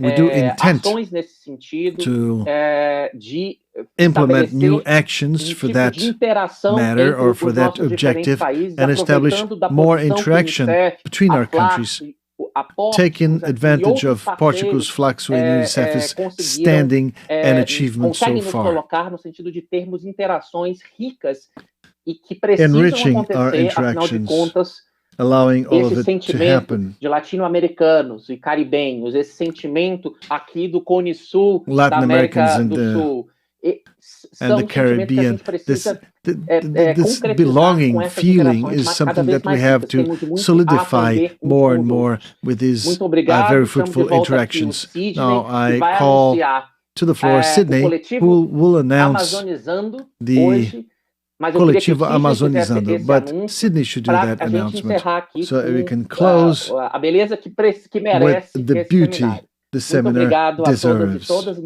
Thank you, all of you. A fala aqui para o nosso querido I give the floor host do again to seminário, our Sidney Vasconcelos. host, Muito obrigado. Sidney Vasconcelos. E fora da escola, não pode. Dessa escola ampla, não da escola no muro. Valeu, brigadão demais, chefe. Brigadão Thank you very demais much. por toda a inspiração. Thank you very much que for você all tem the trazido inspiration that para you nossa bring equipe, to para our o nosso team, UNICEF no Brasil, para to os our nossos UNICEF parceiros e Brazil, parceiras to que our estão conosco. partners who are Então, here with faço us. minhas todas as palavras I make de mine Ítalo, all of agradecemos Italo's imensamente a words. todos que We contribuíram thank conosco all por who todos esses 3 participated dias, a todas as during the 3 pessoas, os days. nossos espectadores que estavam no Thank chat all diariamente, comentando, trazendo the questões, people who are trazendo on the comentários e, de chats, fato, making contribuindo comments and muito para as contributing a discussões. lot Então, para for finalizar, the queríamos trazer discussions. para vocês uma apresentação cultural que Let's foi bring to you a preparada cultural no âmbito presentation da that was prepared iniciativa Deixa que eu conto, que foi in apresentada the ontem initiative pela Deixa colega que eu Carol conto, Velho, e vocês vão estar presented by agora Carol diante Velho de yesterday. uma And today, uma you'll see apresentação que nós, a todas as vezes presentation que nos deparamos that com elas, whenever com we ela nos see emocionamos it, do we quão get rica, do emotional quão linda ela é, because do it's quão so forte rich ela é and so em termos de beautiful and mensagem, so em termos strong de it is ancestralidade, em with termos de regard to cultura. its Então, o message Coletivo of Amazonizando preparou culture. para vocês uma apresentação Coletiva cultural Amazonizando linda, rica e que presented de a fato tem a cultural, força very do rich povo presentation remanescente dos that quilombos brings que habita ainda aqui no the Brasil. O strength Coletivo of the Amazonizando peoples that é are do still left in Amapá, Brazil. estado da It região is norte from brasileira, da Amapá, região in da the north of Amazônia Brazil, Legal, in the e legal está Amazon preparando region, exatamente and essa is apresentação preparing para vocês, para fechar com chave de ouro o prepared nosso this seminário. presentation so you can Agradeço a toda a equipe close the técnica seminar que tem in a contribuído very há good mais de tone. mês para a Thank you atenção very em cada much for detalhe all the dessa technical transmissão, team, which em is cada contributing detalhe for more pensado than a month, justamente sob o olhar da contributing inclusão. with the Então vamos technical agora para a details apresentação cultural. for the presentation Agradeço, to take obrigado place. pela oportunidade e Thank que you essa very much seja for de the fato uma opportunity, janela de and may this possibilidade be aberta just a window para of pensarmos possibilities e não só opened pensarmos, now mas de fato for agir us to em think prol da and to inclusão e act da construção de towards trajetórias de inclusion sucesso and towards escolar building para cada criança e successful cada pathways adolescente. for each Obrigado, child boa and noite. adolescent. Thank you very much and have a nice evening. Deixa que eu conto, mestre Vamar. Deixa que eu conto. Ah, deixa que eu conto, Deixa vai. que eu conto. Ah, deixa que eu conto. Ah, Suane, deixa eu contar. Deixa que eu conto. Então tá bom. Chama o papagaio e o periquito. A dona onça e o seu macaquito. Chama a polvaria, chama a floresta. Deixa que eu conto, já tá em festa. E o bolo mexe, mexe, deixa no ponto. Quebra a cabeça, deixa que eu monto uma bela história. Deixa que eu conto. Deixa que eu conto, deixa que eu conto. Deixa que eu conto, deixa que eu conto. deixa que eu conto, deixa que eu conto, deixa que eu conto, deixa que eu conto, deixa que eu conto, deixa que eu conto, deixa que eu conto, deixa que eu conto, deixa que eu conto, deixa que eu conto, deixa que eu conto, então deixa que eu conto. Que gostoso! Saudações amazônicas. O nosso máximo respeito, pedimos licença para entrar. Meu nome é Ivamar, mestre Ivamar. Suane, como que a gente faz para que as pessoas que não estão vendo a gente possam também conhecer a nossa história? A gente pode fazer a nossa audiodescrição. O que tu acha? Isso. Assim as pessoas que não podem nos ver, podem nos ouvir e imaginar tudo que tem aqui. Exatamente. Olha... Começa o senhor, mestre Ivamar. Vou começar. Olha, eu tenho meus cabelos enroladinhos, cacheados e branco, que quando a lua nasce, ele começa a brilhar. Eu tenho barbas quase igual a do Papai Noel. Sou um homem negro, alto. Esse sou eu. E você, Sônia, como você é? Oi, Ivamar.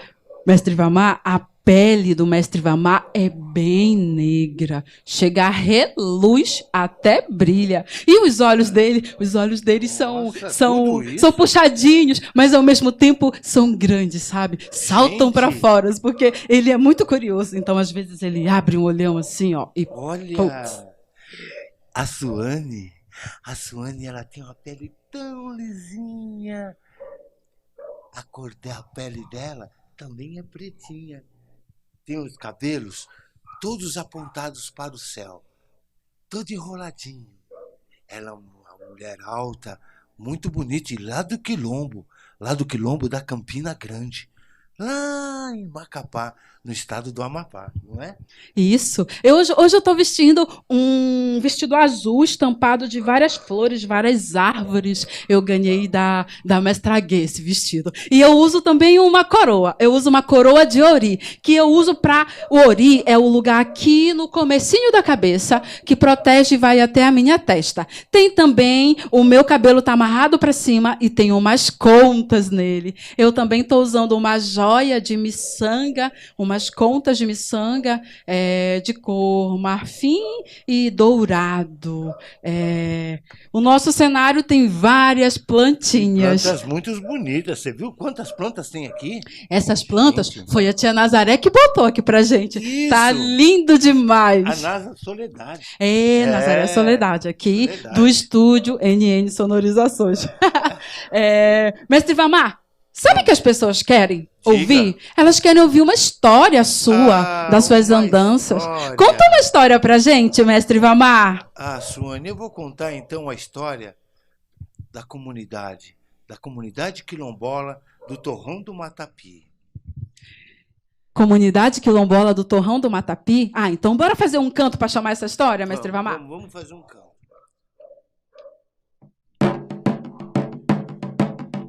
Meu quilombo tá lindo como o quê? Meu quilombo tá lindo como o quê? Meu quilombo tá lindo como o quê? O quê? O quê? O quê? O quê? Meu quilombo tá lindo como o quê? Tá lindo igual o Amapá. Tá lindo como o quê? Tá lindo igual uma capa. Tá lindo como o quê? Tá lindo igual o torrão. Tá lindo como o quê? Meu quilombo tá lindo como o quê? Meu quilombo tá lindo como o quê? O quê? O quê? O quê? O quê? Meu quilombo tá lindo como o quê? Meu quilombo tá lindo como o quê? Conta uma história pra gente, mestre Ivamar. Hoje eu vou contar a história da comunidade quilombola do Torrão do Matapi. A comunidade do Torrão do Matapi, ela fica no estado do Amapá, em Macapá. A comunidade, ela é repleta de árvores. ficam em frente das casas, e as casas são feitas de madeira. As crianças brincam em frente da casa, fazendo trilhas no chão, com seus carrinhos, que eles mesmos fabricam com galhos. Em cada esquina, em cada curvinha, eles fazem uma casinha feita de galho. Eles contaram tantas histórias que eu fiquei tão emocionado. Aí eles me levaram para conhecer a escola deles. A escola também era feita de madeira, com janelas bem grandes, onde o vento atravessava e trazia um ventinho tão gostoso. Ah, eu não aguentei e contei a história para eles. Contei a história para eles, brinquei com eles e, de repente, inventei uma brincadeira. A brincadeira era: até onde vai os seus sonhos? Aí eu peguei e falei para cada um deles: olha, cada um vai para sua casa agora. Um dos meninos logo olhou para mim e disse: mas eu vou. Professor, o senhor quer que a gente vá embora? Eu disse: não. Eu quero que vocês vão em casa e tragam. Cada um traz um objeto que vocês mais gostam. Pode ser um brinquedinho. Pode ser o que vocês quiserem, mas não pode ser uma pessoa e nem um bichinho. Eu contei até 3. Os meninos saíram correndo. Quando os meninos voltaram, a emoção foi tão grande de ver cada objeto chegando. Trouxeram uma peconha que eles amarram no pé e sobem nas árvores de açaí para apanhar o açaí. Trouxeram também o tipiti. O tipiti que serve para espremer. Isso. Para espremer a mandioca. Isso, para espremer a mandioca, Suane. Para tirar o caldo do tucupi. Isso. Trouxeram. Que coisa linda. E trouxeram também outro que você enfiava na terra, enfiava no rio assim, sabe? E apanhava o camarão. Matapi. Um matapi. Matapi é feito de tala, né? É, ele é feito de tala, Suane. Tala de miriti. É. Trouxeram também uma canoa, trouxeram um remo, trouxeram vários galhos, até umas bonequinhas feitas com galinhos. Aí eu falei para eles: agora, gente, vamos fazer o seguinte, nós vamos inventar a segunda etapa da nossa história. Faz de conta que, tá bom? Eles olharam para mim com os olhos que brilhavam, querendo saber o que era. Que lindo! Fiz vários grupos. Um grupo nesse canto, outro grupo nesse, vários grupinhos. E fiz um grupo que falei assim: olha, preciso de um ajudante que vai ficar lá no pátio, na mangueira, esperando os meninos chegarem. A história da brincadeira é assim. Vocês vão sair daqui com cada objeto que vocês trouxeram e vão atravessar o grande rio Amazonas e chegando lá em Belém, que vai ser lá na mangueira, onde o menino vai estar com um monte de sementinhas de buriti. E vocês vão atravessar o rio Amazonas e quem chegar lá e conseguir trocar com mais objetos que vocês tiverem, com as sementinhas de buriti, vamos trocar por elas. E as coisas que eles trouxeram, eles usavam para quê, mestre Vamar? Justamente para trocar com as sementinhas de buritis que ficavam do outro lado. É. E assim, e no caminho, vocês podem conseguir mais objetos. Cada um vai inventar uma história e depois vocês trazem. Qual foi a história mais bonita que veio, mestre Vamar? Ah, o primeiro que chegou, Suane. Que emoção foi aquela? ele contou para mim que ele atravessou o rio com a sua canoinha. E no meio do caminho ele parou nas casinhas que estavam no beira do rio, que é chamada de ribeirinhas, né, Suane? De ribeirinhas. A casa dos ribeirinhos. Isso. E pediu para eles para subir nas árvores de açaí. Pegaram a sua peconha e subiram nas árvores. E apanharam várias sementes e colocaram dentro dos paneiros. E pegaram também aquela que você falou, que é grande assim, que eles enfiam dentro do rio. O matapi. O matapi. De pegar camarão. Isso, enfiaram lá dentro e pegaram bastante camarão. E quando chegaram lá em Belém, trocaram por 30 sementinhas de buriti. O bom é que eles também conseguiram se alimentar nessa viagem, Foi né? lindo, foi lindo. A emoção foi tão grande. Mas não importava, Suane, quantas sementes de buriti cada um trazia. O que importava é que eles tinham conquistado o sonho de atravessar o grande rio, conhecer o outro lado. Sonharam, atravessaram o rio. Não importa quantas sementes eles trouxeram. O que importa para vocês, eu disse para eles, o que importa é que vocês valorizem a terra que vocês têm. Valorizem a comunidade. E como vocês disseram, que iam estudar fora, iam voltar para a comunidade.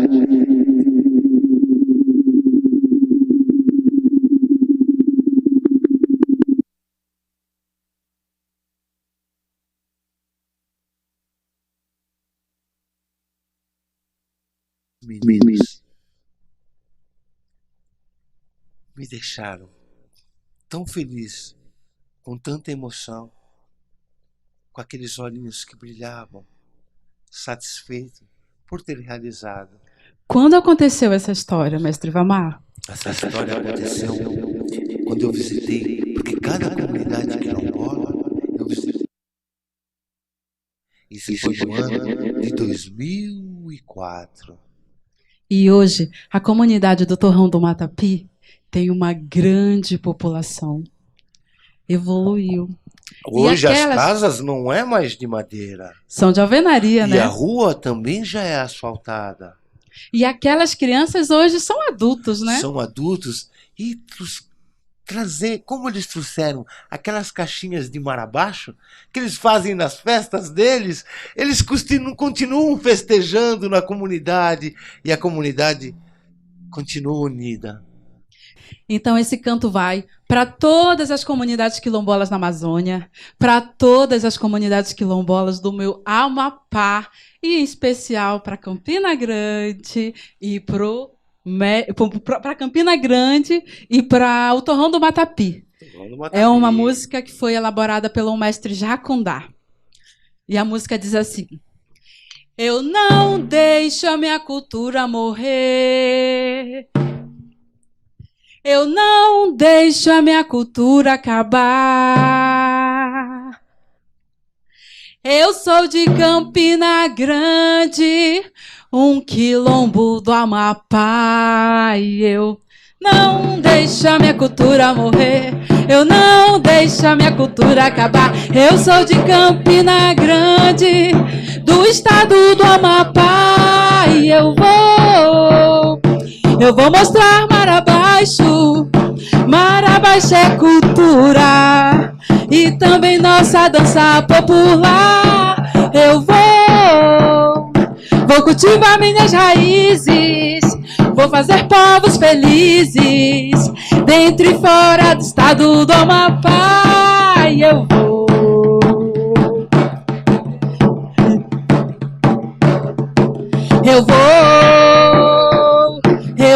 mostrar mar abaixo. Eu vou pro mundo.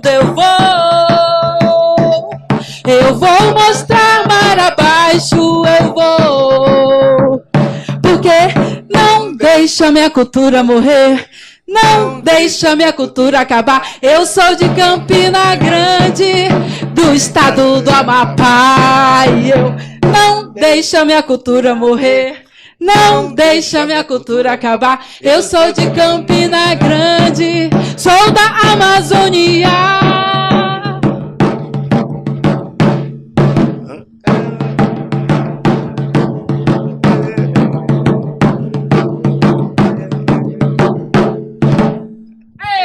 Mestre Vamar. A gente aproveita para saudar todas as pessoas que estão aqui nesse seminário, né, mestre? Todas, todos e todos.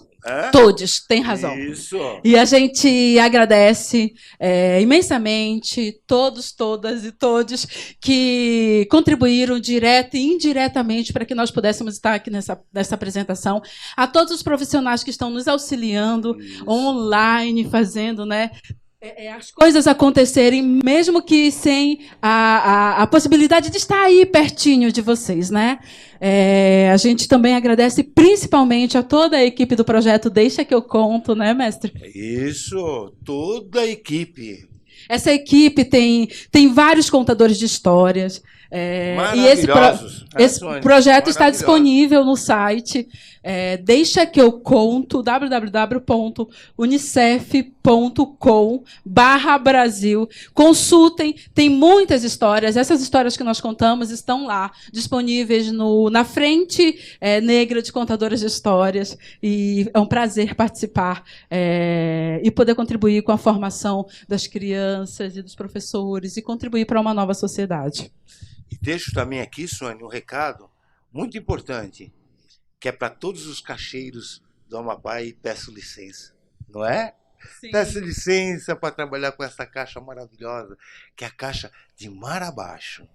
Então, a gente também dá um salve e chama a atenção das pessoas para o que está acontecendo na Amazônia. A Amazônia bateu recorde de desmatamento esse ano. E a gente não vai se silenciar de forma alguma em nenhuma das oportunidades que a gente tiver de falar sobre essa oportunidade. Mundo, olhem para a Amazônia, mas considerem principalmente a opinião e as pessoas. A Amazônia é feita de árvores, de florestas, de rio, de muita fauna, de muita flora e principalmente de pessoas. Consultem as pessoas da Amazônia para ver qual a melhor opção para a gente combater esse desmatamento. Okay. E muito obrigado pela oportunidade. Obrigado. Gratidão. Vamos fazer mais uma, mestre? Vamos fazer mais uma? Para encerrar, então. Por favor.